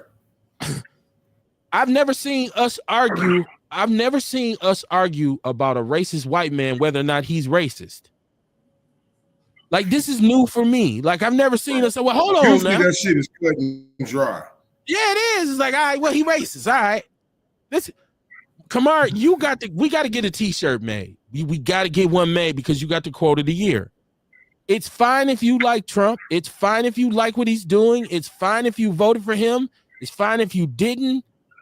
But don't tell me he's not racist. I don't understand how we said, well, he ain't racist. I don't understand people. How did he do it? Show me. We ain't never had that debate before. When you say, man, that dude who lived next door to me is racist. Well, Dion, what exactly did he do to you to prove that he's racist? That sounds like some house nigga ass shit right But there. you know what? It does a little bit. I didn't want to throw that out there. Kamar does sound kind of house nigga. The nigga outside in the field talking to the house nigga. You know what I'm saying? Like, that's the shit the house nigga go say. I ain't calling nobody I ain't calling none of our listeners house niggas. That. I'm just saying. Clarify that off top. Clarify that off top that you're not calling anybody a house nigga, but we're talking about how this sounds to us. And we're old heads, as they call us, Kamar. Maybe we need some straightening. Right? I'm always open to it. He said, you know what? Hold on. Let me get this, Dion. Hold on, let me get this. He says, yes, we are going sovereign. Correct. Okay. I didn't know. See, I didn't get the memo. I didn't know we was looking for sovereignty. Because here in Milwaukee, Wisconsin, a whole lot of other shit got to be dealt with before we ready for sovereignty. Hell yeah. I mean, maybe we'll be last. Y'all go ahead and do it out there in Denver. We'll watch how it worked out for y'all. Let the other couple other states do it. Give us a blueprint because we got some shit going on up here. He said the problem we are having besides racist white supremacists is coming up with legal name or status for that. We currently have American freedmen or Moorish Americans. I'm not going to say I'm a Moor. I'm not. Because I haven't done the research in order to say that. Maybe I'd be enlightened. So maybe it's something I need to read. Moor don't mean nothing but black, though. That's all. Right? Yeah. Well, black. But there's a historical. I get that people say how powerful the Moors was. That there's that kind of association, and there's a whole movement here, right? Moorish Americans. He said, do we as FBAs, DOAs, freedmen have control over any public school systems curriculum? The unique thing about that is here in my city. Our school system and its curriculum is dictated by the school board. Like, a lot of people found out when we went through this whole $252 million referendum debacle that the school board is ultimately responsible for the governance of MPS. Like, MPS can't do anything until it goes through the school board, right? And so but we don't go to the school board meetings. We don't recognize that these are public officials. They are voted in. They have terms, everything. And so actually we do have in a city that's 44% black, and MPS is 80-something% white. I mean, black. I'm sorry. The population for MPS is 80-something% black. We do have a large influence over the curriculum that's being taught in our school. Are we taking advantage of it? I don't think we are. I think there's a lot of more awareness now, because we did come out and a lot of people protested and went to all those meetings. Vince Toney, who's here on the show all the time, goes to every school board meeting. They kick him out, he come right back. Mama Jenkins will go to a school board meeting. It's a bunch of people who rock with Outlaw Radio who go to those meetings. He said learning doesn't begin or end at the school. It happens daily, or at least it should. Let me catch the rest of this chat room. He said his mama bought him the phonic books and the newspaper, how to read, and loved word puzzles. She took me out of her day to read books. Yeah, my mother had diabetes. Kamar, did y'all ever had y'all had a bookshelf in y'all house, right? And it was empty. So your mother either went to a rummage sale or maybe like a Goodwill, or maybe the dude came to the door and they bought a set of encyclopedias. Yeah, remember those Webster encyclopedias? Like black people. Yeah, I miss the encyclopedia. Yeah, black people would just buy the set and like, because my mother had them in the book cabinets everywhere. Was one of the brands Botanica or something like Britannica or something? Yeah, Britannica, Encyclopedia Britannica, but there was sets. It was a bunch of different versions, right? I never seen my mother one time say, "Hey, I need to know something. Go get me H out of that bookcase." She never used to come out every year too. Yeah, we had some all the way back. I'm telling you, my mother bought them from the Goodwill, Kamar, just for decoration. So some of them was from the 60s. Yeah, that's what I started to read, and then when I got to school, I continued it. So it was just that kind of thing. But yeah, shout out to the people who had the encyclopedias, man. I'm trying. Let me see if I can do this tonight. Had an encyclopedia in the house. Might not have been the whole set. Right. You might just have A through D, right? Like, right. Let me see if I can pull this off tonight. Ewok, do I got you with us tonight? Yes, sir. You can hear me. I can hear you because I know we tried to bring you in Monday and it was Fugazi. What's on your mind, man? I was just going to say, man, all of these people who sitting around saying, well, DEI ain't going to hurt me. You know, it's people sitting around. They got a nice job. It could be over $100,000 a year or whatnot. They got a car. They paying their mortgage and shit like that.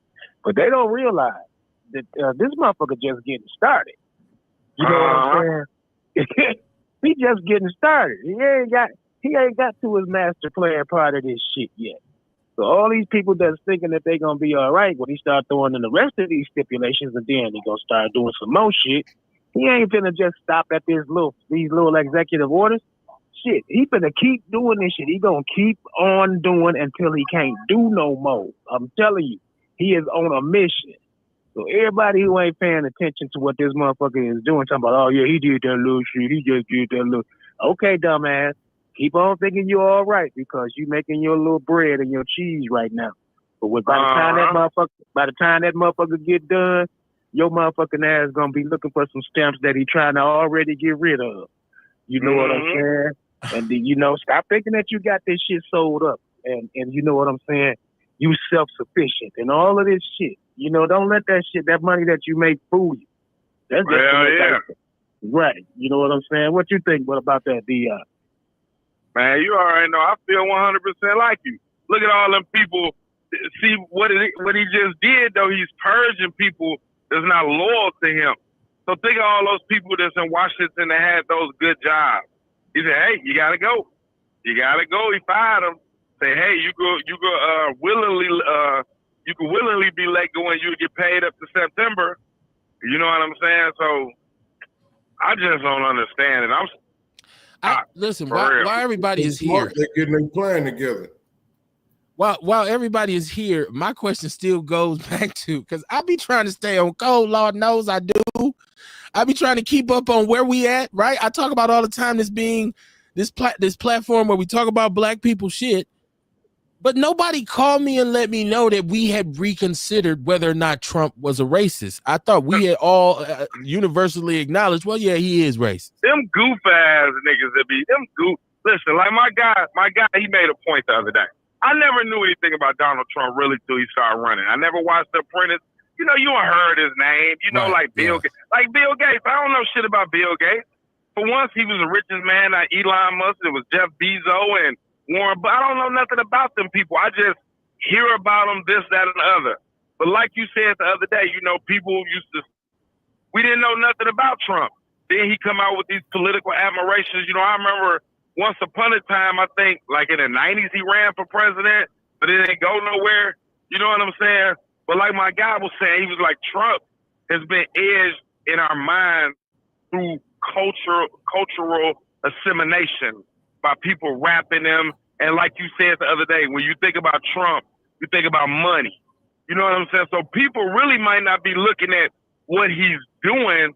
They just like, man, he got money. You know what I'm saying? Like, but he can have all the money in the, you know what I'm saying? He can have all the money in the world. Now he's this guy that's supposed to be the head executive of the United States of America, but he's waging war on impoverished people and doing things that it might not affect you today, might not affect you tomorrow. It might not affect your lifetime, but what about your daughter? What about your grandkids? What about your great-grandkids? You know what I'm saying? Like my guy said, he said, I'm not trying to make a better world for me, but I want to make a better world for my kids. So people that got kids and grandkids and stuff like that, you know, like I was asking my girl, because she worked at Walgreens, I was like, well, was people calling about, you know, the Medicare not going through? And I know that that's a ripple effect on people, because if you're a pharmaceutical company like a giant like Walgreens, and he stopped people's Medicaid payments from going through when they got to get their medicine, think even if he just did it for that one day, and you might get that money back, but think about how much money you missed out on that one day, and you got to go back and backtrack. That shit is a ripple effect, man. You know, I know motherfuckers, somebody, somewhere, somehow, it got to be a motherfucker like, why did we let this motherfucker in here? So hold on. Why? So check this out. He's saying we're paying attention just like we was for the last 4 years of Sleepy Dementia Joe and his whole Kamala. As far as I remember, if you'd have asked me 2-3 years ago, I would have said they're racist too. I thought we acknowledged that Biden had, obviously he did play a part in the the criminal bill. And even though, like I said, black people wanted it, he was a willing participant. He did make the comments about he didn't want his kids going to school with animals or something in regards to that. Yeah. So nobody's ever doubted. But hold on, just let me finish, Ewok, and I'm gonna let you get it. I'm trying to say, I'm not under an assumption now that Donald Trump is the only racist white man I've ever seen. I'm not saying that there hasn't been racist white people in office before.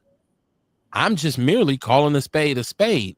I don't know why we have to go back and talk about whether or not Biden was racist just because we say Trump is racist.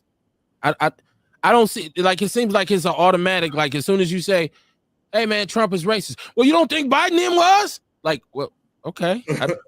It's not like defended his ass and shit. You just made the point. Yeah. Go ahead, Ewok. Go ahead. I said you just made the point that I was trying to make. I'm sick of motherfuckers keep doing that like we slow or stupid and shit. Man, we don't like none of them motherfuckers, man. We not sitting here with no pom-pom for them motherfuckers, man. So why do you keep doing this shit? I'm talking about repetitive. You repetitive, keep throwing in our face.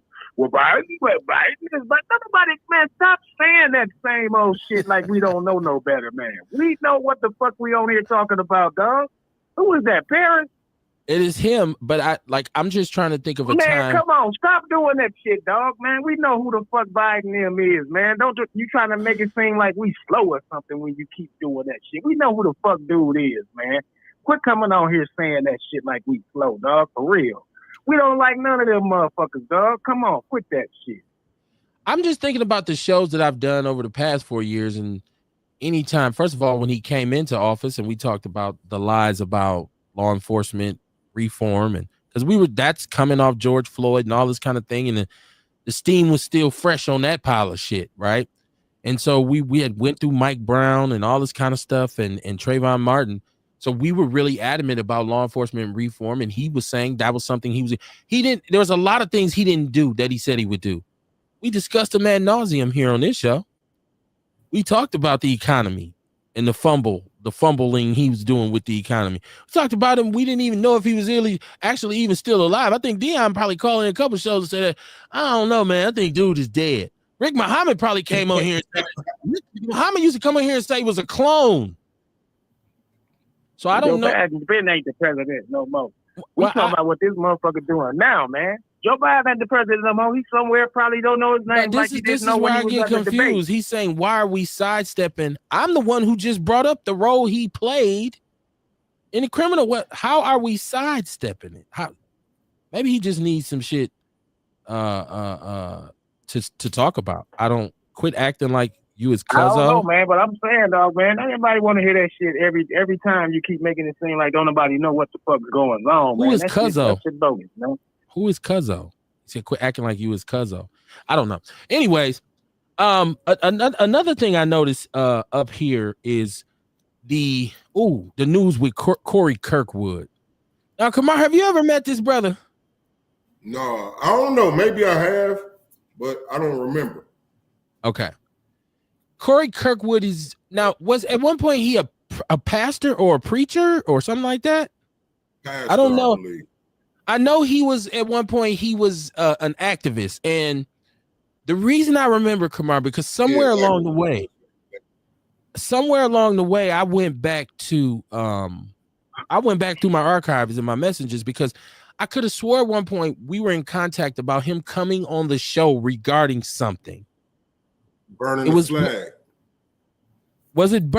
No, it wasn't that. It was something else he was involved in, or they were trying to get something started or something of that. Was he? I don't know if he was with what's the brother name? Frank what's the boy name? Frank Nitty. Yeah, I don't know. I don't want to put them together. It was just around that time, and I used to get a lot of people who would send me messages and whatnot. Or they would say, hey, I want to come on your show and talk about this, that, and the third. And I think that's why a lot of people don't call now. I mean, hit me now. Because if it was something that wasn't really based on anything, I would say no, right? Like, so even I'm probably the only dude who didn't talk about Frank Nitty because I didn't have the facts. I didn't know him. I didn't know what really happened. People call me, send me messages. Hey, I got messages from ladies like this. Frank did this to me. And I'm like, well, did he rape you? Did he assault you? Because if he didn't, I'm not going to bring you on to talk about y'all relationship. Y'all had a boy-girl relationship. So, but anyways, I thought that at one point I had spoken to Corey Kirkwood about coming on the show. Kamar. That's why I kept looking back in my messages. Either way it goes now, we have been seeing people putting up all kinds of mugshots of him for the last year and a half or so. But this last one is the one that finally got him taken down. He had, a 15-year-old girl. He lured her to his house and tied her to a bed, sexually assaulted her with a friend and videoed it. And then, according to her, from what I read, she said he used the video to traffic her online. Listen, this is why you got to vet your candidates, man. Just because, a lot of people jump up and stand. They see that camera. They want to jump out here and do all kinds of crazy stuff. And then you look into, who they are, what they've done. And it's like, oh, hell no. No. Hey, traditionally, our ancestors, they actually groom people. They groom people to have certain positions in the community. Okay. And that was for a reason. You know what I mean? And this was the reason. You know what I mean? They had to be groomed. It was a period of time where they had to be watched. Their lives had to be watched, where they pretty much under scrutiny. You know what I mean? Trying to make sure the character right to hold these positions and shit like that. And nowadays, people ain't vetted no more. It's just that, okay, I choose to be an activist. So I'm finna go out here and be an activist. Never mind all the kids I done fucked up over here. You know what I'm saying? People ain't vetted no more. They don't work on themselves. Like you see a lot of the pastors that's going through a bunch of shit. I was just watching a video today about a pastor who got a side chick pregnant and she came to church and fucked the whole service up. You know what I'm saying? But my point is a lot of time people don't be vetted before they put into positions like that. Okay. It's some sickos out here in regards to young ladies, young women. Like there's been a lot of individuals in Milwaukee who have been exposed over the last 3 or 4 years that were prominent in the community or, had gained some recognition in the community. And you found out that there was some fumbling there. There was some inappropriate touching. And so it's like cats is really, really sickos, man. You know what I mean? Like we got to really, that's why you have to watch who you associate yourself with, Kamar. If you got a brand or you got any kind of business or you got anything going for yourself, You got to watch who you know. Yes. Because once again, I don't remember the nature of our conversation. We never met up. We never hooked up on anything. I just thought that he had inboxed me saying, "Hey, heard the show. I want to come on there and talk about something that he was trying to promote. Something he had going on. I don't know. My memory is like foggy. But I just when I seen all this news and I'm saying, okay, so now it's deeper than just accusations. Because there was like video of him like sex tapes and shit like that. Come on. I try to ignore a lot of this shit. Like, cause it's like, man. But finally, with a 15-year-old girl, put him under the jail. Put him Straight under up. the jail. Straight up. That's one of them dudes. That's one of them dudes who I feel like when you put him in jail, let's not even worry about whether or not he's being treated fairly. Nobody cares, man. Put him in the deepest, darkest hole. But you're right, he did have an accomplice. So I don't know. I think this individual was charged too, but I don't know that he was prominent. Because the dude had a little name. But I think if you look at his pictures, it looks like he had been, or has been on a decline for a while. He didn't even really look healthy on his pictures. Like, well, shit, he was like, busy. He been busy here. He's dehydrated. Like, who gon' if you call me and be like, I'm like, what up, Kev? Like, I got this 15-year-old girl. Like, who gonna participate in some shit like that? Like, I'm gonna call the police on your fool ass. Like, you ain't about to get me involved in no goof ass shit like that and throw my life away. And let's record it. Let's record it and put it online. Yeah. Who was the leader in this group? Freaky ass nigga. Yeah, 69 God. Freaky ass nigga. 69 God. Even okay, so just to correlate that with what's going on in the Podverse now with DJ Academics. And we talked about this the other night. Boy. And yeah, and so I heard some individuals, because one thing we love to do, and like Kamar always says, just for the sake of conversation, sometimes we try to pitch alternative, opinions or perspectives. So I was hearing Whack 100 say, well, to be honest with you, in our culture, one of the things we do is, so you talk to your little nephew or your little homies in the hood, you say, yo, little nigga, you getting some pussy yet? And all this kind of thing. But first of all, that's true. But hold on, that wasn't the nature of this conversation. I heard it. I listened to the audio. It wasn't about whether or not, okay, little man, is you getting any? What he was telling him was to let another man penetrate him. Yeah. And he was saying, like, why? Why won't you let him do it? Like, then he went into ain't no other 15-year-olds you can bang. So just to stop the tape right there, we just said, well, in our neighborhoods, the OGs might say that, or your big brother or your father. This is not in his neighborhood. This is not his little partner from the neighborhood. It's not his little cousin. It's not his brother. This is a random 15-year-old white kid that he's talking to on a stream. So let's just remove that. This is how we talk. We all know that. We all know. Like I said, I got uncles. I had big homies in the hood saying, none of you niggas, yada, yada, yada. Yeah, but ain't nobody never asked me if I ever let a man put his thing in my ass. Or like, why would not let the other homie sit next to me? Like, oh, you wouldn't let him do you? Why not? Like, what? That is super weirdo. That's no. And then just to watch him, it seems like he's in total denial of this. Like he's acting like he doesn't understand the significance, saying, yeah, whatever, it wasn't really like that. And like he's ranting, and because I guess Twitch, which was one of his main streaming platforms, has banned him. But I'm like, dude, everybody who deals with you should walk away from you at this point. Remember Tiffany Haddish and what's the boy name who get on my nerves so much? Aries Spears. Now, I ain't gonna lie, I just went to go see Aries Spears at the Improv about 3 weeks ago. He's funny. I like. Okay, aside from him being funny, when it came out that he and Tiffany Haddish had done this video, and in this video he had simulated being a molester, a pedophile. The backlash was crazy. Tiffany Haddish got knocked all the way off her square. That's why there ain't been no girls trip too. We ain't seen him since. Yeah, he wasn't even up because he had a lot of incidents and a lot of issues with, when he got beat up on Corey Holcomb's platform and all that. So he wasn't really that high. But I seen Corey Holcomb in a video playing a guy, kissing guys, feeling on guys, playing. Yeah, you mean Aries Spears. Aries, what did I say? I thought I said Corey Aries. Holcomb. My fault. You're right. Aries Spears. I'm sorry, Aries Spears. I seen videos of him, and I'm like, that's cool. Yeah.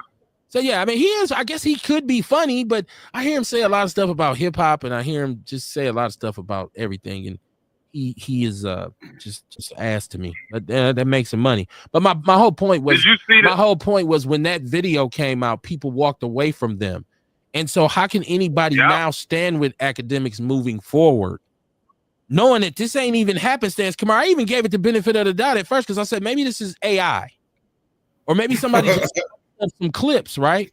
But you know, sometimes people can splice up clips and put it together and say, see what he said. Mm-hmm. But nah, he came out, yeah, that's me, yeah, and this is, and he was just like, that ain't nothing. I'm like, bro, how can't you understand that is something? That's an issue, right? Especially when you're supposed to be a representative of hip hop. Now I'm starting to think like I wonder what was going through his mind while he was interviewing motherfuckers about Diddy. Like, I wonder if he was like thinking like, oh shit, they getting hot on this shit now. I might be hot. I guess he didn't think that because the nigga kept doing it. Well, come on, there's other accusations about him before this in which they said he was messing with underage girls. And I think at one point he told a story about when he was in college about him messing with some underage girls or something to that regard. Like, I don't support, like, it's one of the things where if I don't like what you say or what you stand for, I'm not a regular on your platform. I recognize if you got a big platform, but I don't listen. So I don't know all the details. I know he was pro Drake. He's always been a very, very big Drake supporter. But I just look at him and I be like, well, how is he even involved in hip hop? Well, how is he even a factor in hip hop? He's another person who is a tether, who will speak against FBA and that kind of thing. So I'm just like, why are we listening to him anyways? Okay, so I guess when I started that shit about really listening to him. No, but people, he's prominent. He got big platforms, millions. I'm saying I think it's probably more of the other people listening to him than us. A younger demographic. You really don't listen to dude too much. You know what I mean? You know, he got popular DJing. I don't know nothing about him. He got popular DJing different white clubs and shit, probably. You know what I mean? I doubt if he was in nigga clubs. I don't know. Kamar, that's the funny thing. There's no record of him ever actually being a DJ. Right. That's what I'm saying. You know what I mean? Like, well, see, whatever. That's why I keep saying, why are we listening to this? And we don't listen to him. You're saying our age demographic, but there are millions of young people. He's gotten to the point where he has sponsors. He makes money. He's a content creator, by your definition. Like, this is a job. Yeah. And so he got followers. But he's always giving you weirdo vibes. Like, it's like that one dude who live on your block and that's weird. He come out sometimes and be around everybody like, dude, is weird, man. Mm-hmm. that nigga weird. He always be on some other shit. Like, what you guys doing? Like, you sit in the house all day on that damn video game. We outside. I'm going back to the house. I'm playing Zelda. Like, it'd be like, nigga, you 20. I'm talking about some goddamn Zelda. He said, oh, man. I agree with Kamar about the vetting process in the schools and people put in a position to deal with children in closed quarters, especially those in a trust position or in a leadership position. Right? Like, but that's what I'm saying. Like, that was something that was mandatory. People was vetted for that. They was groomed for that. Like, you talk about kings. When King's the son, he's raised to be a king. Right. You know what I mean? Nobody else can put in an application and be like, no, we're going to hire him instead. No, that's the prince. He's going to be king. You know what I mean? Yeah, so they raised him to be that. Right. The priest, the high priest, raised to be high priest. You know what I mean? They basically watch their whole lives to make sure they pure. Yeah, we live in this weird time, man, where we have a lot of people talking to us that we shouldn't be even acknowledging.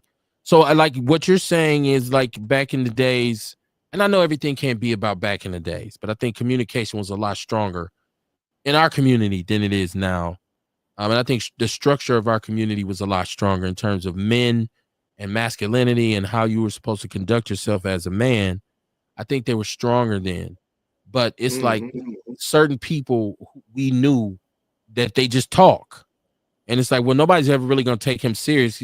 We know who he is. That's that's Lil so and so, right? Like nobody Right, listens to him. But now I feel like everybody gets to listen. Everybody said, "No, I was talking to Lil so and so. He right." He's like, "No, some people should be instantaneously dismissed. Like, why are you talking to me? Like, get away from me." right. It's like Benzino, who comes out and makes a bunch of anti-FBA remarks. Why are we listening Who's to Benzino? Benzino? Benzino is one of the individuals who used to own the Source magazine back in the days. Oh wow. Benzino is, I don't know what he is. He's not all black. He's from Boston. He's from Boston, right? He's been on Love and Hip Hop. He's had all these reality TV Jones. But people, I don't know why people still listen to Benzino. But he came. I will give him this credit. He was the first one to find and put out the record that Eminem made dissing black women. He was that because he owned the Source. He was one of the owners. So he actually put the CD on the back of a Source magazine back in it a long time ago. I was like, this is who y'all worshiping. This is how you really feel about y'all. And Eminem got a song where he was just dissing the shit out of black people and black women that he made when he was young. And he said, I had just broke up with my black girlfriend, so I was mad. But that's never been an excuse for me. But Benzino did put that out. But I mean, as a rapper, because he tried to do rap, he tried to have his own rap group. He kind of ruined the Source because he owned it. Whenever he would put his own, the almighty RSO, when he would put their music out, he would make them give him like four mics. Back in the days, we read the Source to see what we should buy and shit. That shit got five mics. That shit got 5 mics. And so he's like, how's Benzino group got 5 mics and the shit's garbage? But he I don't remember one Benzino line. No, never. Man, I remember one song, but I don't even remember the name of it. So I don't even remember the song. The name of the group was the Almighty RSO, right? And so, okay, what was the song? But I don't know a song either. But the thing was, I guess he was a street dude, and he had by him owning the Source, he had got his money up, and he was deep in Boston. He was involved. His crew was actually involved in the stabbing of Paul Pierce in Boston. When he got to, remember, Paul Pierce got stabbed in the bar early on. That was because they was out here ruckus, right?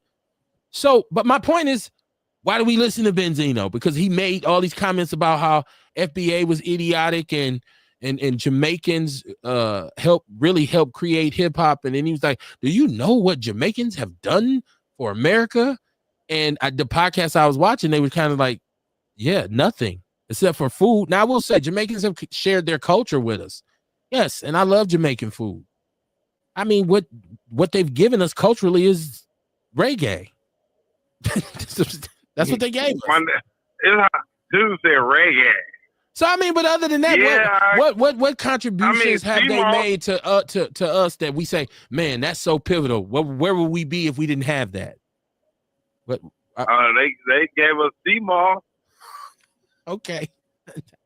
Kamar, is that factual? I don't know if they gave us C-Moss though. Okay. It's prominent in Jamaica, but I don't think they gave us C-Moss. Who knows though? They may have. You may be right, Dion. Does that correlate with Rastafarian somehow to do the whole C-Moss and kind of supplemental thing? I don't know. I'm asking because I don't know anything about being Rastafarian, but I know it's supposed to be about a lifestyle. I don't know. I think they more about marijuana. King of Ethiopia was a Rastafarian too, though. You talking about Haile Selassie way back? Yeah. Okay. Yeah. That's basically where they got it from. Okay. I don't know. That's what I'm saying. When I thought about it, because I'm cool. Shout out to Jamaicans, man. And they food, like I said, their music, but they have, once again, here's a group that has their own solidarity. They don't really mess with us. They stay off to themselves. And some of them are cool. You say, man, I knew this Jamaican dude. He was cool. I mean, yeah, once again, 100% rule in effect. Nothing about any group or it's nothing is 100% true. But I think about, well, what stand have they taken in terms of our fight? Right? When we say we gonna hit the streets, have Jamaicans said, no, we got y'all back. See, this is what the delineation But movement. I mean, This is what the delineation movement is about, Dion. I'm not to cut you off because I want you to be able to spit, but I'm saying in pivotal times when we really had to take to the streets, and even now we say, well, we too much protest and too much praying and all of that. When was any other cultural group there with us? I didn't see any Puerto Ricans getting sprayed with water hoses. I didn't see any Jamaicans getting bit by dogs. They were existing in this country in their own communities. Go ahead. I'll say this right now. This is where I disagree with some of it, and I agree. It depends what geographical region you grew up in. Okay. Because in New York, them Puerto Ricans and shit, you know, they were, you know, marching, and they had their Puerto Rican gangs, and you know that's even in Chicago. I can't think of the Puerto Rican gangs in Chicago, but they was marching with Fred Hampton. You know what I'm saying? And a lot of them was out there on the forefront. You know what I'm saying? And even probably some of the Jamaicans. Now, we didn't know they was Jamaicans. Like, look at, what's his name? I know him as Stokely Carmichael. But I think he was a Trinidadian. He was from Trinidad. You know what I'm saying? So a lot of those, I'll call them islanders. Because, you know, Trinidad, Barbados, a lot of those different little islands, but I call them islanders. A lot of them were out there doing the civil rights march because they were being discriminated against too. You said, wait a minute, let me go all the way back. First of all, you said Puerto Rican gangs, right? Well, so, but they were gangs, but they marched. I'm trying to ask a question. I've seen the Brown Berets. Yeah. In Chicago, especially, they had a real strong presence there. They were cool with the Panthers. I don't know that they ever really collaborated on anything. Maybe they did, Dion. I'm not saying yay or nay. Just keep in mind. When I say supported us, right? I don't, maybe some on the street level. Yeah, of course. I don't think Puerto Ricans in New York ever marched with black people. Maybe there were some Puerto Ricans there. I'm not saying they weren't. But they didn't wholeheartedly throw their support behind us. They have Puerto Rican Day in New York. Mm-hmm. They've always been about. I understand what you're saying. They've always been about their own solidarity, is what I'm saying. And when it was time to be cool with us, you be cool with us. But all of them have a certain level of disdain for us. There's an anti-black sentiment within every other culture, whether they want to admit it or not. There's Jamaicans that don't like American black people. There are island Caribbeans who don't like us. They say, "Oh, we're not like them," or "No, you're not." You know, yeah, the lazy people and all this. Like can we say that they fell victim just as well as we fell victim? We ain't worried about their victim. We're not worried about that. Nobody is here to question anybody else's victimization. And that is not what the delineation movement is about. I'm not saying that they fell victim. What I'm saying is propaganda. Motherfucking China ain't never had no interaction with a nigga and say nigga. How the fuck you even know what to say nigga from? Because you listen to these funky ass white people and they use everything, propaganda, movies, all that shit to slander us, to make us look like we're violent, lazy, thugs, this, that. This bullshit. You know what I'm saying? Like with the welfare queen. It was one lady in Chicago, one lady that got like $200,000 from the welfare system, and every black person is a welfare queen. You know what I'm saying? One lady. So I feel like we're getting further away from the point. I'm just saying though. You know what I'm saying? I'm saying that because when I just said, when it comes to our culture, I'm speaking on FBA culture. When it comes to us, has there been some neighborhoods where other poor minority groups lived and maybe we live next to each other? I'm on this block, you're on this block. Absolutely. Have some of them bled over and said, hey, I got friends over there. Absolutely. But those two cultures never totally melded and united and stood against anybody. When it was time to stand, when something happened to a black man, the black people were out there. We have been our own source of support and reinforcement. We always have had to be, because when anything happened, people ran the other way. And they say, I ain't with them. Hell, I'm Dominican. I ain't with them. Hell, I'm Chinese. I'm Jamaican. But if it's a concert, oh, this is our culture. This is our music. The delineation movement is about putting an end to that and saying, no, let us have our solidarity. Let us recognize who we are.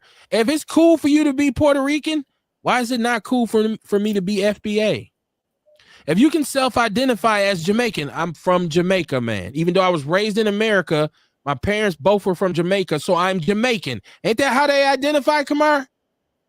Somebody correct me if I'm wrong. Do. So what's wrong with me saying, hey, man, I'm a foundational Black American? I don't understand why it's an issue and why people try to create like, well, some of us is cool with Puerto Ricans and some of us is, you know what? There were some liberal white Jews that were students who fully supported the Panthers. A group of them, a lot of white people. Think about the white lady who lost her life driving civil rights workers to Mississippi. Right? Now we gonna then say every time we start talking about our struggle, well, you know, white people helped us too. Or is it just cool to say, hey, yeah, no, niggas do. Foundational Black Americans have always been their best support. Unfortunately, we're our own worst enemy sometimes, but not all the time. And like you talked about welfare, Dion, I think it's incredible, man, that if people really knew the numbers, the majority of welfare recipients, first of all, I know you know this because I've heard you say it a million times. Yeah, are white people. They're white people. All of this talk. You can't tell white people that, though. You can't. They don't understand when they talk about, oh, my motherfuckers getting handouts and goddamn go to work. Oh, my Medicaid. Yeah. Or my Social Security, my pension. No, that's a handout. Well, not your pension as much because you work for that. But Social Security and all that kind of stuff, those are handouts too. Those are programs that come from the government that you get as a citizen. So in essence, they bit them own selves in their ass. You just voted for a dude who's saying we want to end to that, period. Even some of us who are saying, well, this is a good thing. So any like lunch, free lunch and anything that benefits your kids, we're going to set up breakfast programs. We're going to set up daycare. Like we said, the daycare was closed. But you're going to say, we don't need all of that stuff. We don't need none of that. A lot of these are programs that are intentionally set up to serve minorities and underserved communities. Now, it's not all for Black people. It's not that definitive Black people rule that we've been looking for forever. And everybody's gotten one. Everybody's got, hate crime. That's a hate crime, a Chinese hate crime. And all. We've been waiting on something that's just been like called the Black people rule. I don't know if it's ever going to happen, but maybe we need to take advantage of the ones that we are included in. I just feel like it's sometimes we can't see the forest for the trees, Dion. I wasn't trying to cut you off. My bad, bro. I wasn't trying to cut you off. No, I feel you on that. But like when it comes down to us though, like no bullshit, and I feel you on that, right? Because it's a lady that working my job. Swear, if we seen that lady right now, you would swear down to God, she Black. But I said, because like I work at a company where it's maybe about 20 Black, maybe less than that. So when you see a Black person, it's like, hey, you can imagine me, Kevin. You know how I am. So I said that to her, and she was like, I'm not Black, I'm Puerto Rican. I don't even speak to that bitch no more, because for one, bitch, you look like you Black. And if the police pulled us over, you Black. You know what I'm saying? So for you to sit up there and identify that you Puerto Rican, but what does in a way, when you listen to that, that says something about them though, because you look like me. I could appreciate that if she's delineated, if she can. That's a state of being. That's called being delineated. For her to say, "Nah, I'm actually Puerto Rican." So no, that's fine. That's fine. Now, would it have been a problem if she'd have said, hey, Dion, what do you identify as? And you said, oh, I'm a foundational Black American, and then you got in trouble. HR called you in like, were you around here saying you're a foundational Black American? Because you couldn't have went to HR and said, she gonna tell me she Puerto Rican. And like, so motherfucker, she is. That's how she identified. So that's what I'm saying. I would respect her saying, hey, I'm Puerto Rican. I say, you know what? I didn't know that. Because we know that there's some African genes in Puerto Ricans as well, right? We know that. Yeah. Black men have touched every island and left a mark, right? Like it's a lot of dark-skinned people who got some African in them, but they're not Black American men, unless they identified on my father was from Louisiana. He met my mother in Portugal, and they had me. Oh, you got foundational Black in you. If he was from Angola, he wasn't an American. He was an Angolan. I'm cool with people self-identifying. That's why when white people say white power, oh, okay, I get it. That's why we holler out Black power. It might not mean nothing, but it's okay. My point, Dion, is it's okay to self-identify. It's okay for us to say, let's draw a line in the sand.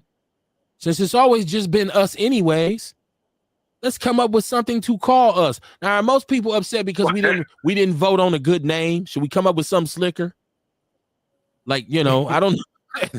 The Ebony. I'm still What you say, Kamar?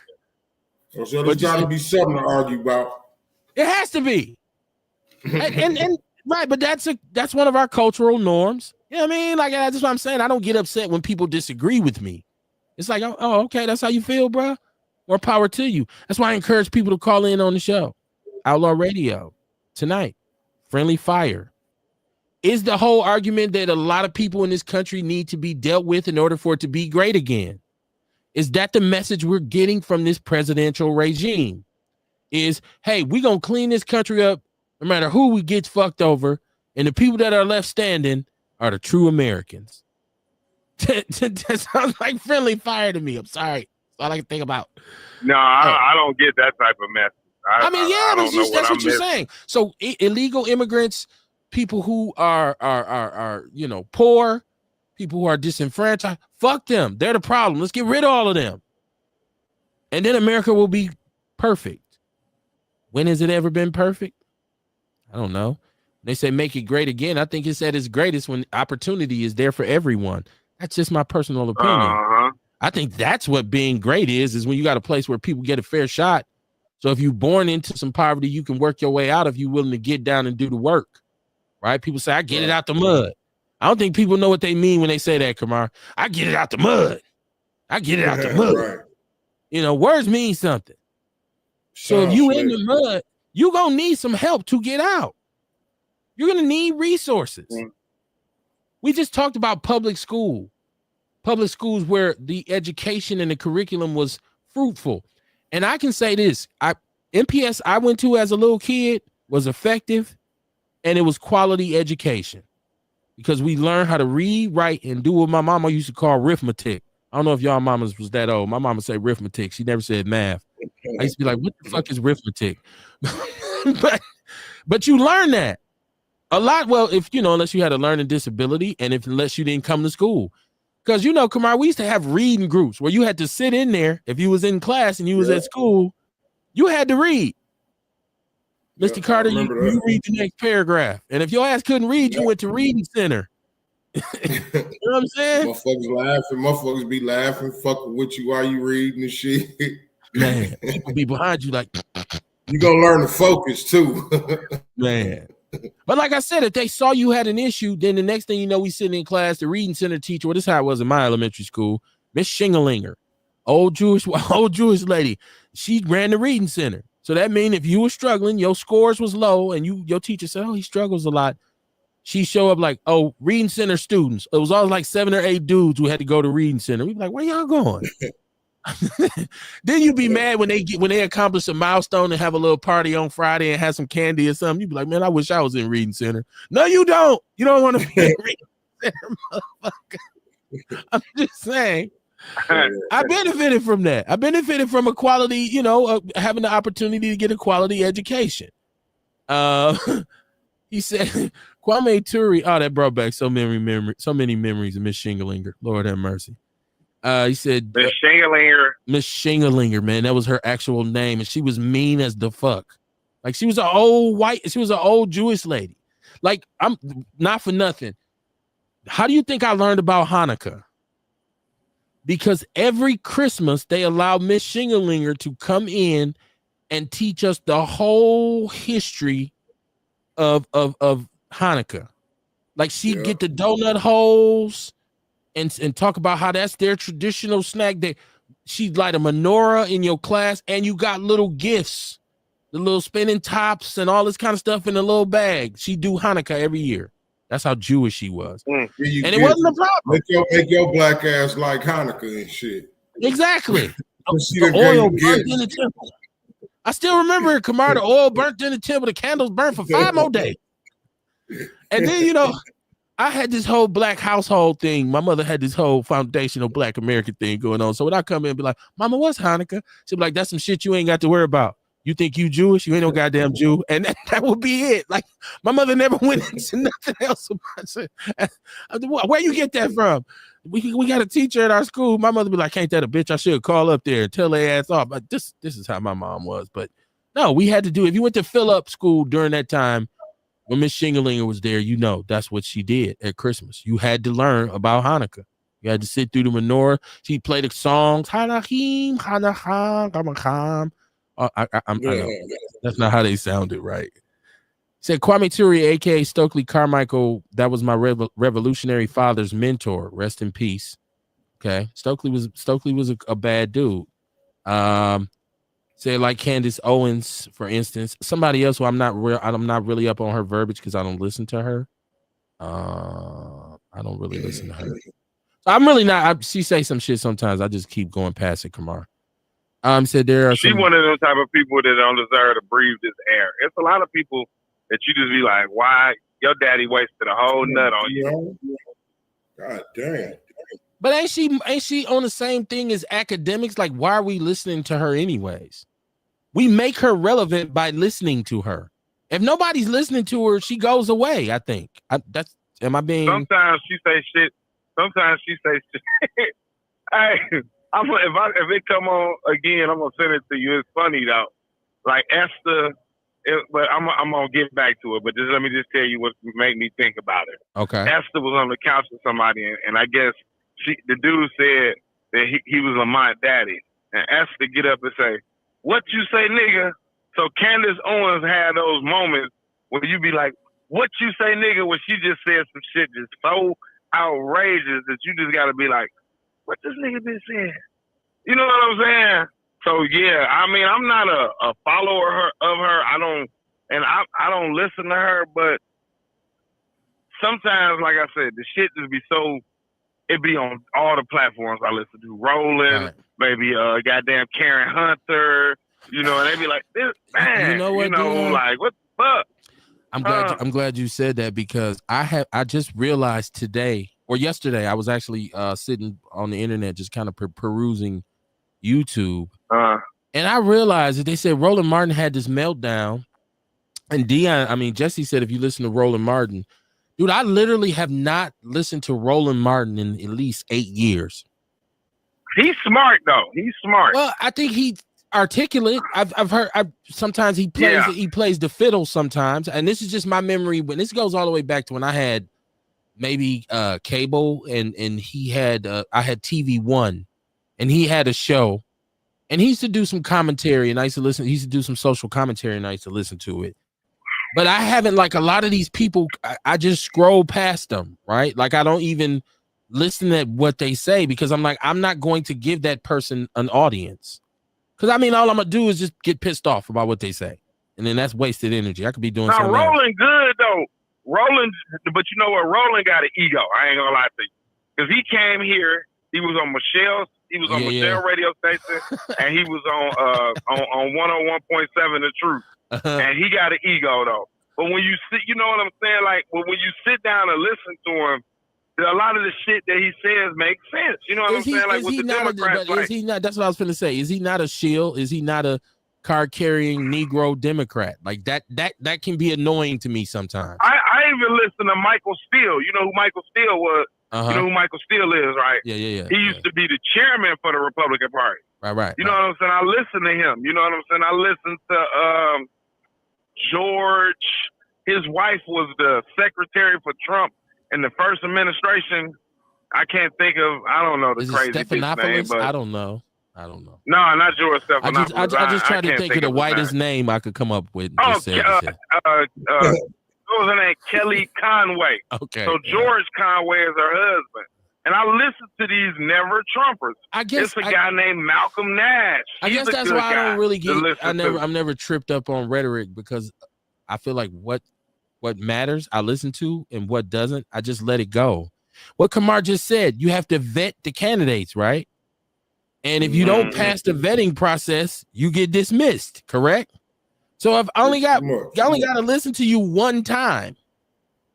Like it take me. I think okay, so check this out. This is how critical. This is how critical I am. Obama. Sometimes I go into listening to a platform, and within the first 2 minutes, I know whether or not it's something I'm into because of what they're saying. If they say something that's not factual, if they say something that doesn't have any realistic backing, something that can't be proven or quantified, unless we talking about religion or something, I immediately leave. Like, why am I listening to this? So. I think he's articulate. He was an attorney. He's had his moments, but I don't know about this. I got to go back and watch it. See, now, Dion, you making me want to go back and watch the rant. I didn't even look at it. People don't like him. People don't like him because he questioned Obama. And I mean, come on. No black person is still holding that against nobody. Oh, yeah, yes, there is. No. Cornell West. Okay, Cornell West just ran, and Tavis Smiley is syndicated here in Milwaukee on 860. I don't know anybody who's actually. Yeah, I fuck with Tavis too. Okay. I fuck with Tavis too. Right, you listen to him on 860? Like the other day. You listen to his show here on 860? Yeah. Is it any good? I've never heard anybody said anything about it. I don't know. I've never heard anybody say anything. Yeah, it's pretty good to me. I like it. You know what I'm saying? I enjoy it. I can listen to it over and over and over. Oh, okay. You know what I'm saying? You don't hear that every day. Sometimes when I'm driving, sometimes when I'm driving, I re-listen to Michelle's her show because she come on at 7:00. I don't get up to 8:00 to get ready for the school, so I miss the first hour of it. So I'll re-listen to it while I'm driving in the truck. You know what I'm saying? I like people that put belt to ass and call it how it is. You know what I'm saying? Like, we tired of doing all this sugarcoating shit like some of these people been doing. You know what I'm saying? And like the Democrats, if like Roland said, if these motherfuckers keep playing fair, because the Republicans ain't playing fair. They ain't playing by it ain't no rules with them. Y'all gonna lose in the 2028 and 2028, and then shit gonna be messed up. You know what I'm saying? And I definitely believe that though. You know what I'm saying? Because I don't care what nobody said. Fuck the quorum, all that. No Democrat should have been at that inauguration. None of them should have been there. You know what I'm saying? Not a single. Yeah, but hold on. We got to consider too. Your opinions are always very extreme because you just said you wish it had been a civil war, like the night that Trump won. Like, you are the one who says you want to see the country burn. Like, you're always really extreme. Well, I'm just saying, Dion, we have to take that into consideration. Let me get the chat room. Jesse saying Hillary. That's why it was so funny when you changed your name. Right, I think that's why we was all laughing. Like, not that's Brody. That's why it was so funny. Right, like not him. There y'all go again. I know. That shit was funny. Not Dion. Said Hillary Clinton started that welfare queen nonsense. He said exactly, Kev. That's what the delineation movement is all about. He said Who said that? Because no, the fuck Hillary Clinton didn't. It was Ronald Reagan. On the real. That's what Jesse said. I'm just reading the comments, man. Hold on. Said we need delineation policy specifically for FBAs, DOA, and freedmen. Said Mantobian nor Angolan, Kev. He said, Lee Biden gave them billions on his way out. Nothing for FBA. Matumban nor Angolan. I don't know. I don't know. Maybe I read that wrong. He said if it was ever great, it's because FBAs and DOAs and freedmen. See, like, as much as I love myself, I want to see other people win too. I don't have a problem with anybody else succeeding. I just want to make sure we are too. Like, I believe in my heart of hearts, this country is at its best when everybody has a seat at the table. Call me wishing to say, Kevin, you're a dreamer, whatever. But any organization works when everybody's represented. Think of an organization where everyone was represented and things were at least semi-balanced that didn't succeed. It's usually organizations that fail that have a bunch of dysfunction and dissension and inequality involved because it gets too top heavy or it gets too turnover heavy on the bottom. You feel what I'm saying? People come in, fuck this, and leave. You're never consistent on the bottom. And then everything becomes about, okay, well, let's keep the top in place. But you're spending too much money up there because the bottom ain't working. You need to get people up top who understand how to keep the bottom working too. I hope I ain't doing too much top and bottom talking, y'all. No Diddy. No Diddy, right? FBA's, DOAs, and free men get it out the mud and make something out of nothing. I come from, like I said, sharecroppers. My parents were sharecroppers, and they bust their ass to get what they got, but they were given some opportunities, and they took advantage of them. See, for like, to my parents, an opportunity didn't have to be, okay, I'm going to get rich overnight. An opportunity was like, okay, well, this will take me from A to B, right?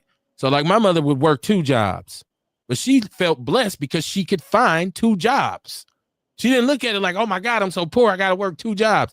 She looked at it like, shit, I didn't have enough money, so I went and got me another one. Now look, I'm getting my bread. At the same time, working her ass off.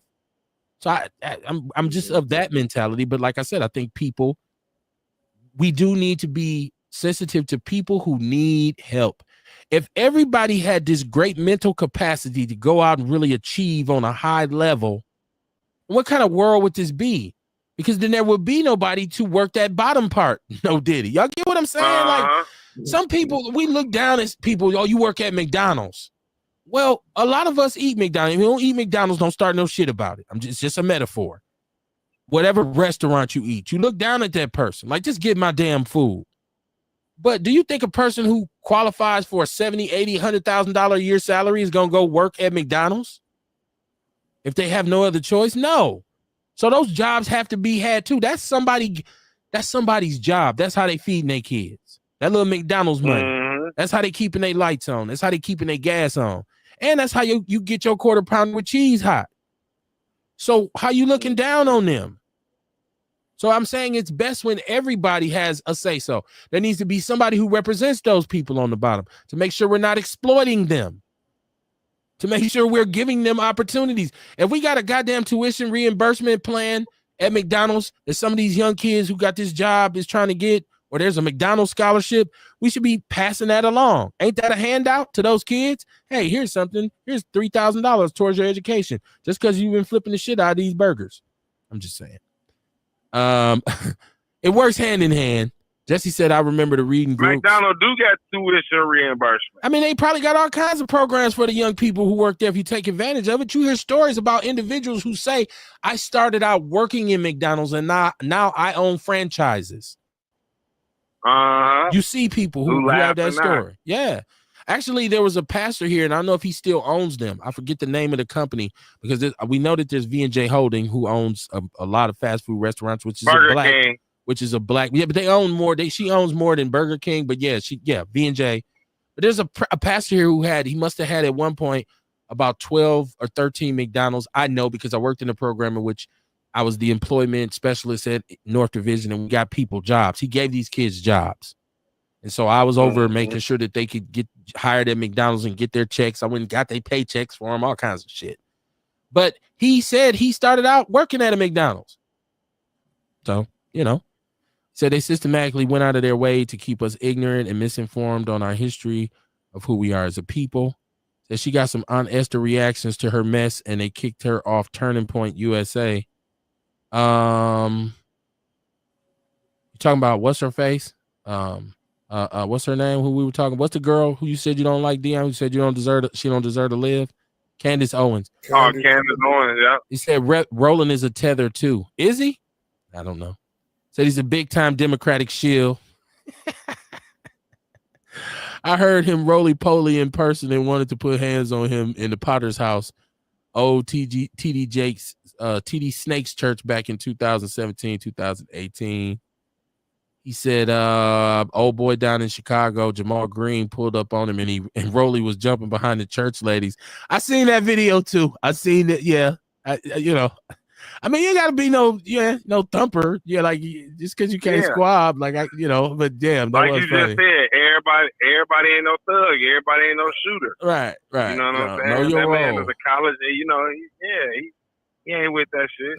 What the hell? What is a tether? What is a tether? A tether is basically these groups that are not foundational Black Americans, right? They're Black, and they're kind of here to take advantage. They look black, right? Or they get lumped into the same kind of category statistically as us.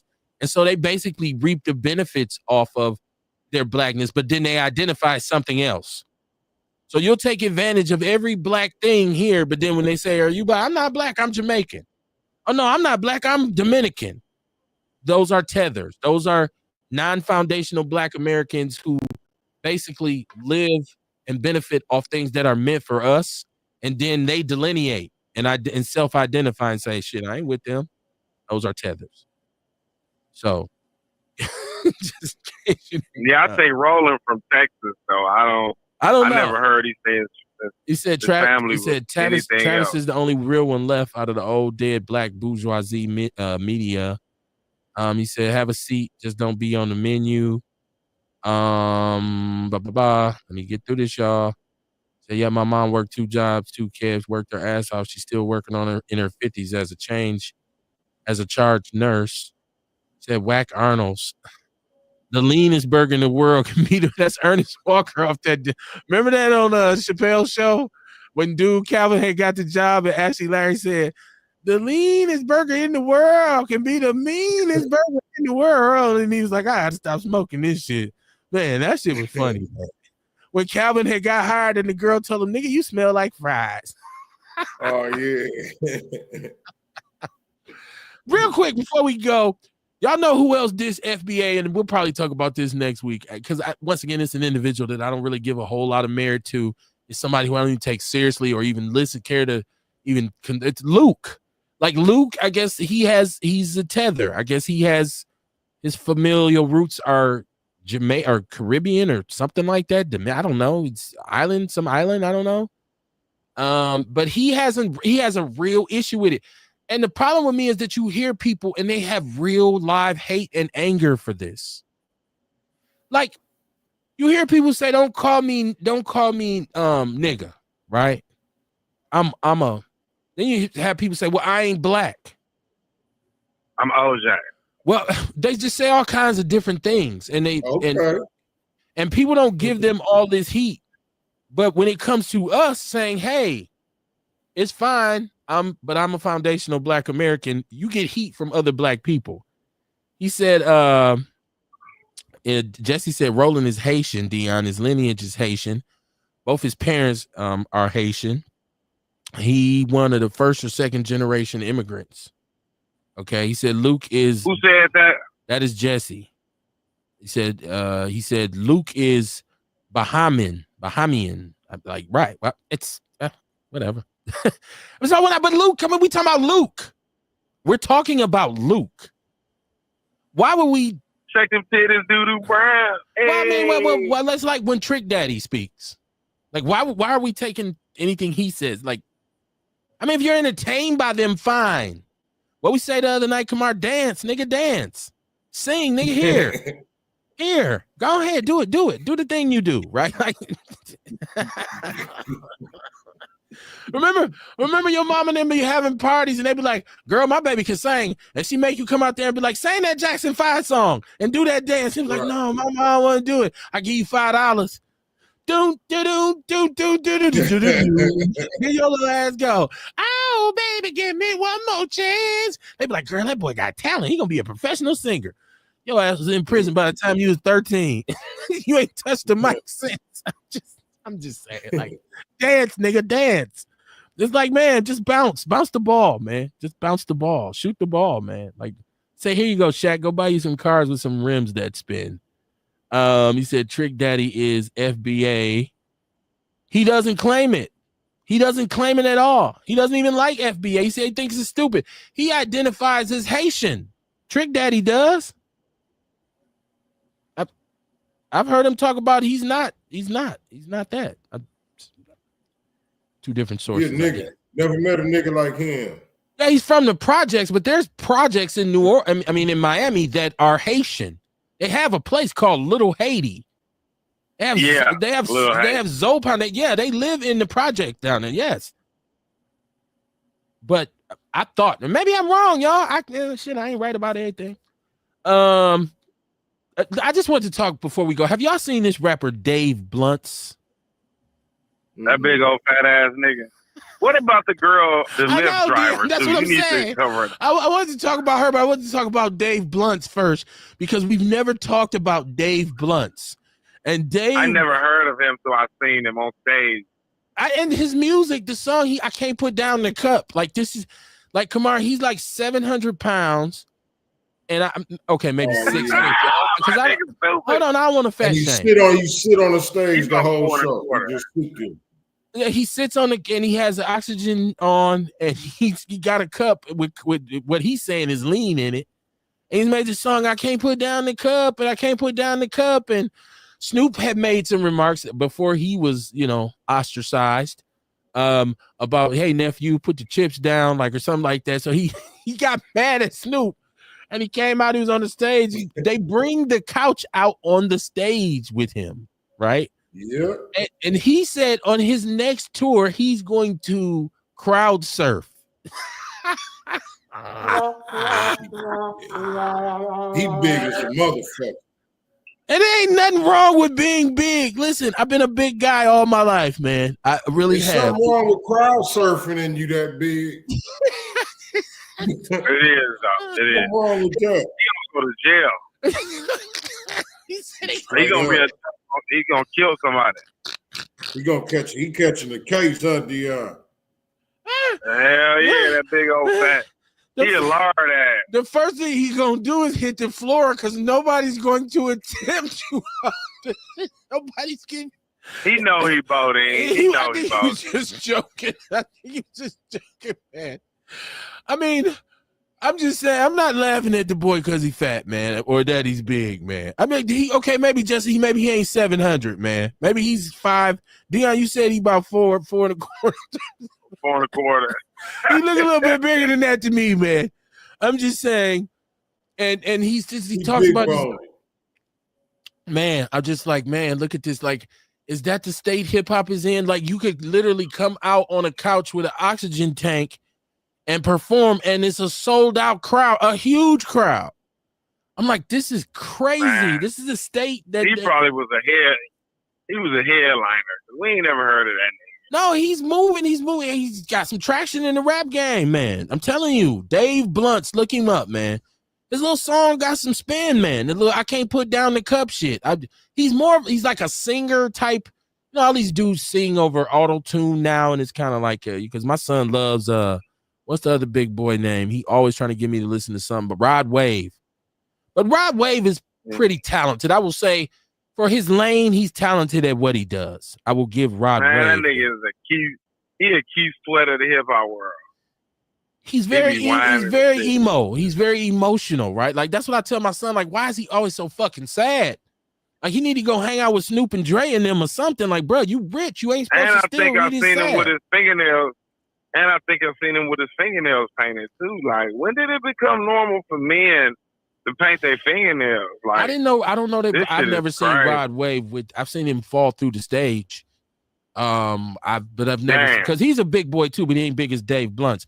Now, in regards to the I don't know, was this is the rapper you're talking about in Detroit who she called for the lift, and the lift driver refused to transport her because he's like, you gonna fuck my shocks up, you gonna bend my frame, like, and people say, oh, he was out of order, but was he? Like, because we don't. If he was driving a little car, he was. If he was driving a little bitty car, he was. He was driving a little ass car. People was really on her side. Like, yo, that's wrong. How you gonna do that to her? Like, and I'm like, dog. Like, if he had a little hatchback, he really protecting his investment. I think that's what he was saying. Yeah. Like, this car is my business. Like, I'm not gonna allow you to break my axles. Not was she that big though? What is she, about 500 or 600 pounds? She would have made his back of his car rub his tires though, because he got a little car. There are people who deal with medical conditions like thyroid conditions and stuff like that who are they're subject to gain weight at this tremendous amount, like at pace, and I get that it's a health thing. I guess that's what I'm trying to say for a lot of people. So I don't want to I don't want to come off as I'm like fat shaming, right? Because like I said, I always been a big dude. Like I've never been a little dude. So, but I'm just saying, like, if you're at that point and you go anywhere and they be like, you're too big to get on here, you should automatically understand. You know, I can't stand when I see these reality shows, my 600-pound life, and I'm not entertained by that. Like somebody laying in the bed that's like 700 pounds and it's about his life, and then you see that he goes and eat 3 cakes and 4 pizzas in one sitting. It's like, dude, this is exploitation at its finest right here. This is horrible. You know what I'm saying? It's produced by these I hate how they people. always got somebody. I hate how they always got somebody to enable them too. Like, you know what I mean? Hold them to that shit. Yeah, but come on, at that point, no, that's true. But at that point, what can you really do? If I'm 700 and stop bringing all the shit to them. Yeah, but make them get up and go get it themselves for me. Don't be the dude who brings the 5 double stacks and all that kind of shit. Right? Yeah, I get what you're saying. Yeah, okay. and then say they need help. Yeah, just as a parent, and once again, this is me, and we weren't perfect parents, but in terms of what your child eats and their eating habits, and you noticing because some of us are chubby, some of us are skinny. That is, and that's not to say all skinny people are healthy, because there's some sick ass skinny people out here. The reason why they're skinny is because they sick. But I'm saying your parents, if you have accountable parents, you shouldn't pacify your kids with food or like snacks, especially if they're like overweight. And you always should encourage activity. Like, go outside and play. Now, we all grew up with a fat dude in our neighborhood. Like I said, I was one of them. My brother was one of them. But we was outside playing. Everything you climbed, we climbed. Every fence you jumped, we jumped. And when we rode our bikes, we rode our skateboards. We were active. You know what I'm saying? So sometimes as a parent, you say, you know what, I got to nip this in the bud right here, because I don't want you to grow up to be 500 pounds and you 20 years old. If it can be prevented. If not, then I just don't like the reality shows when they have the 500-pound people on there. But Kamar, would you have given this girl a ride in your Uber if she was 600 and you just had a little hatchback? Well, I don't know. I doubt if she would have fit. I was gonna say, because that was my answer. Like, I saw that, right? And the meme said, the guy said she couldn't fit in the car. So my comment was, could she? You know what I mean? Like, if she couldn't fit, then I get it. But if she could fit, but I feel like if she could fit, you know what I mean? It's your obligation to take her where she got to go. But don't you have the right to turn down rides? You do. I thought you got. But I don't know. But being too fat, like, it's never been discussed. But and look, but come on, if she could fit and she got in the back of the car with, would you say, oh no, baby, I ain't gonna be able to do this? Or would you just say fuck it and pulled off with your back tires like every time you hit it? I'm not saying. I probably wouldn't have been able to do it. That means she can't fit. Right, I probably would have said, my car making noises and then scraping on the ground and shit, scraping shit. You know what I mean? Because you ride. No, you can't ride. Because if it's scraping on the tire, we may bust this motherfucking tire on the way. It ain't safe. I probably would have just said, you know what? One of my partners, he's an Uber, but he drives a truck. Or like he's saying, you can order XXL Uber. Like I would have just, I would have just said, hell no, your ass too fat, and pulled off. Yeah, like, why the hell you order a little ass Uber? Like, Dion, would you have given her a ride? Hell no, I don't like no big motherfucker. I got a van, and I remember my guy Big D used to get in my van, and he get in my seat, and I hear my seat. Nah. I was like, don't lean my seats back, man. Don't do that. Motherfucking seats start squeaking and shit. Hell yeah. Hey, and the van seats, they break easy. The van seats break easy. Easy. Not your homeboy. Not your homeboy, man. You didn't do your guy like that. Like, oh no. Oh my God. Hell yeah. Crazy. The other day, me and my mama got in my. I got a new little car now. I got a little poodle. I got a poodle bug now. I got a Chevy Track, and that motherfucker real tiny. You know what I'm saying? It's like, You know, my mama, she kind of on the plus side, and I'm on the plus side, and Mary was sitting in the front seat. And I was like, damn, this, my elbow on hers, her elbow on mine, and shit. I was like, this is it. That's you, your mama. I don't know, yeah, I was thinking in my head, like, this is going to be your last time. Because, you know, I got the van and I got a pickup truck, but she can't climb up into my van or my pickup truck.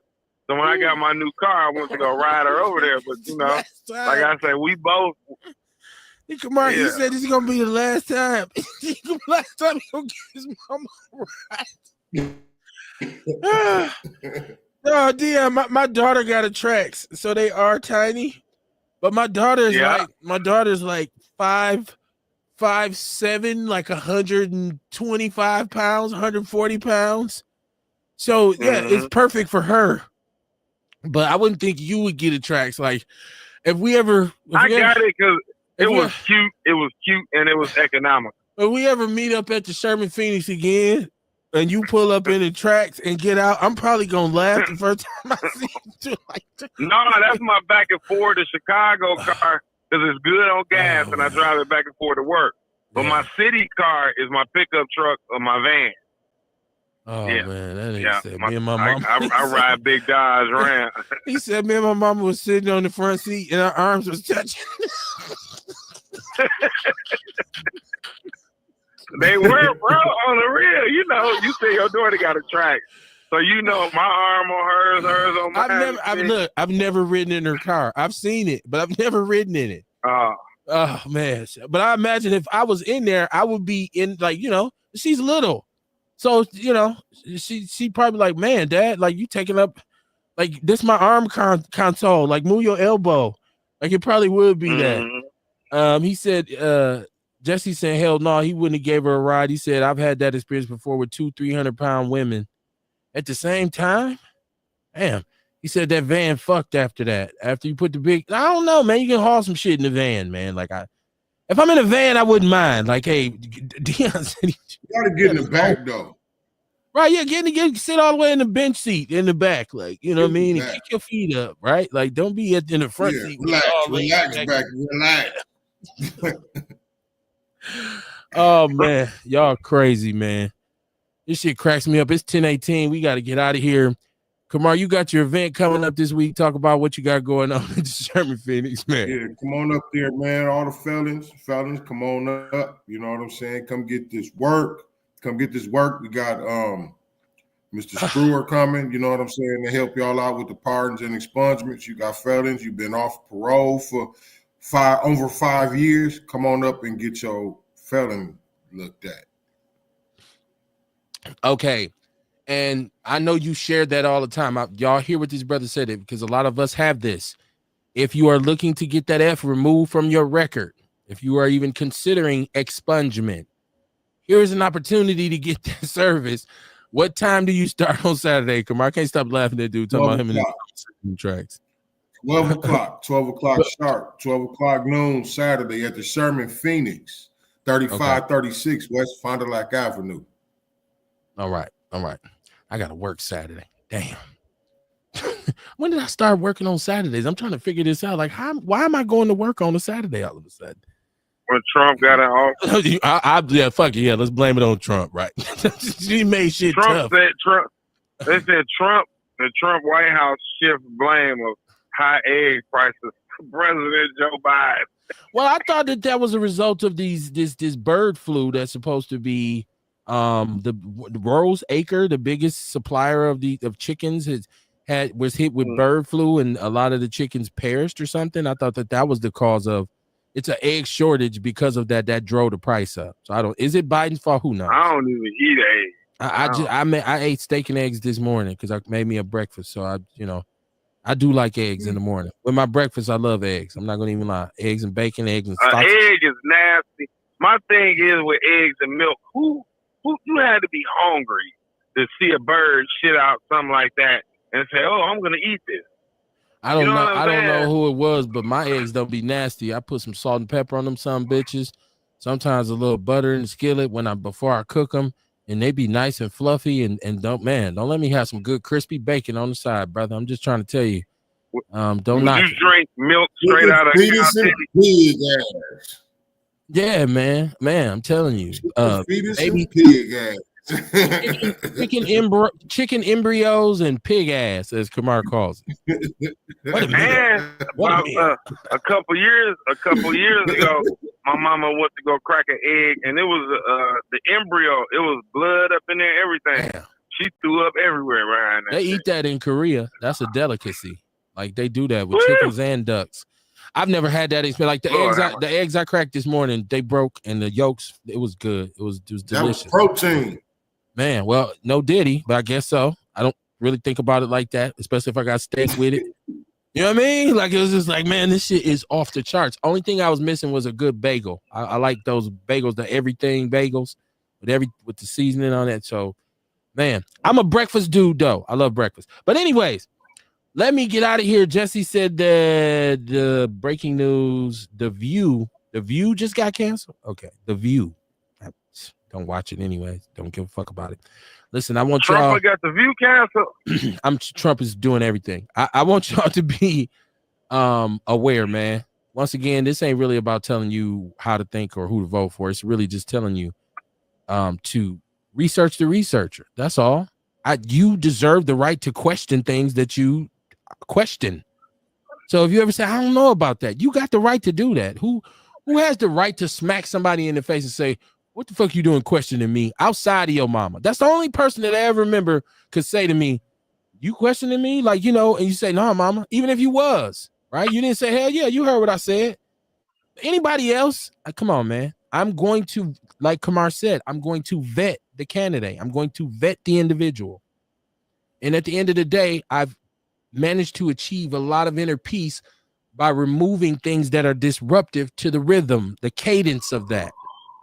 Meaning people who are overly negative, or some people are overly positive, so that even when they're getting fucked over, they won't admit it. They'll say, no, it's fine. No, it's not. You're being victimized. That's how you become a victim.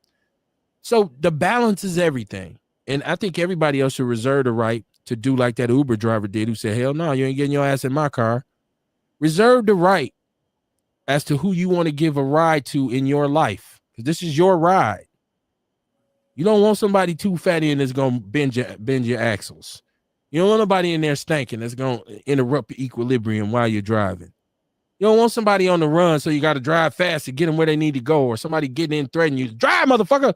You don't want that. You want to just be able to drive along, enjoy the scenery, right? And enjoy the ride, because eventually it's going to come to an end. So I just want black people to take advantage of every opportunity that they have. Please, please, please stop dismissing the delineation movement. You don't have to agree with everything someone says, but the basic part of it, which is self-identification. Because what we really need is something that will initiate the same kind of solidarity that those other delineated groups have. We'd love to be able to get to a point where we have the solidarity that Mexicans have, or that Asian people, Japanese, Chinese people, Jamaican, Dominican. They self-identify. They formulate communities. They support each other. They stick together to the point where they will leave your ass and go back to where they're from. Yeah, it was cool when we was listening to the rap music, but here come the police. My ass is out of here, right? This is what the delineation movement is about, and this is what we should be focusing on. And I see them giving a lot of people credit for it, but it's funny that because we were saying this without calling it foundational Black Americans. How many times have we said on the show, or I've said, Black people are the only true Americans? Our racial identity and our cultural imprint is a result of what happened to us in this country. I've been saying this for 7-8 years. I don't get the clicks and the likes and the follows, and I don't want the credit for it. But I'm just saying, just because they put a name to it, FBA and delineation movement, doesn't mean automatically Black people say, man, fuck that shit. Think about it. Oh, my God. Think about how important it is for us to identify who we are and take control of the things we've created in this country and contributed. Culture, arts, science, knowledge, wisdom, everything we've contributed. Now, I asked a question earlier about what have Jamaicans contributed to this country. that we couldn't do without. Ask yourself that about foundational Black Americans. We wouldn't even have a country, man. Don't let your criticism of the community outweigh your contribution, because your ass, if you do, is a motherfucking coon. Peace and love. I'll see y'all Monday, man. Shout out Kamar. Shout out to you, Dion. Shout out to everybody in the chat room, man. Peace. Love, bro.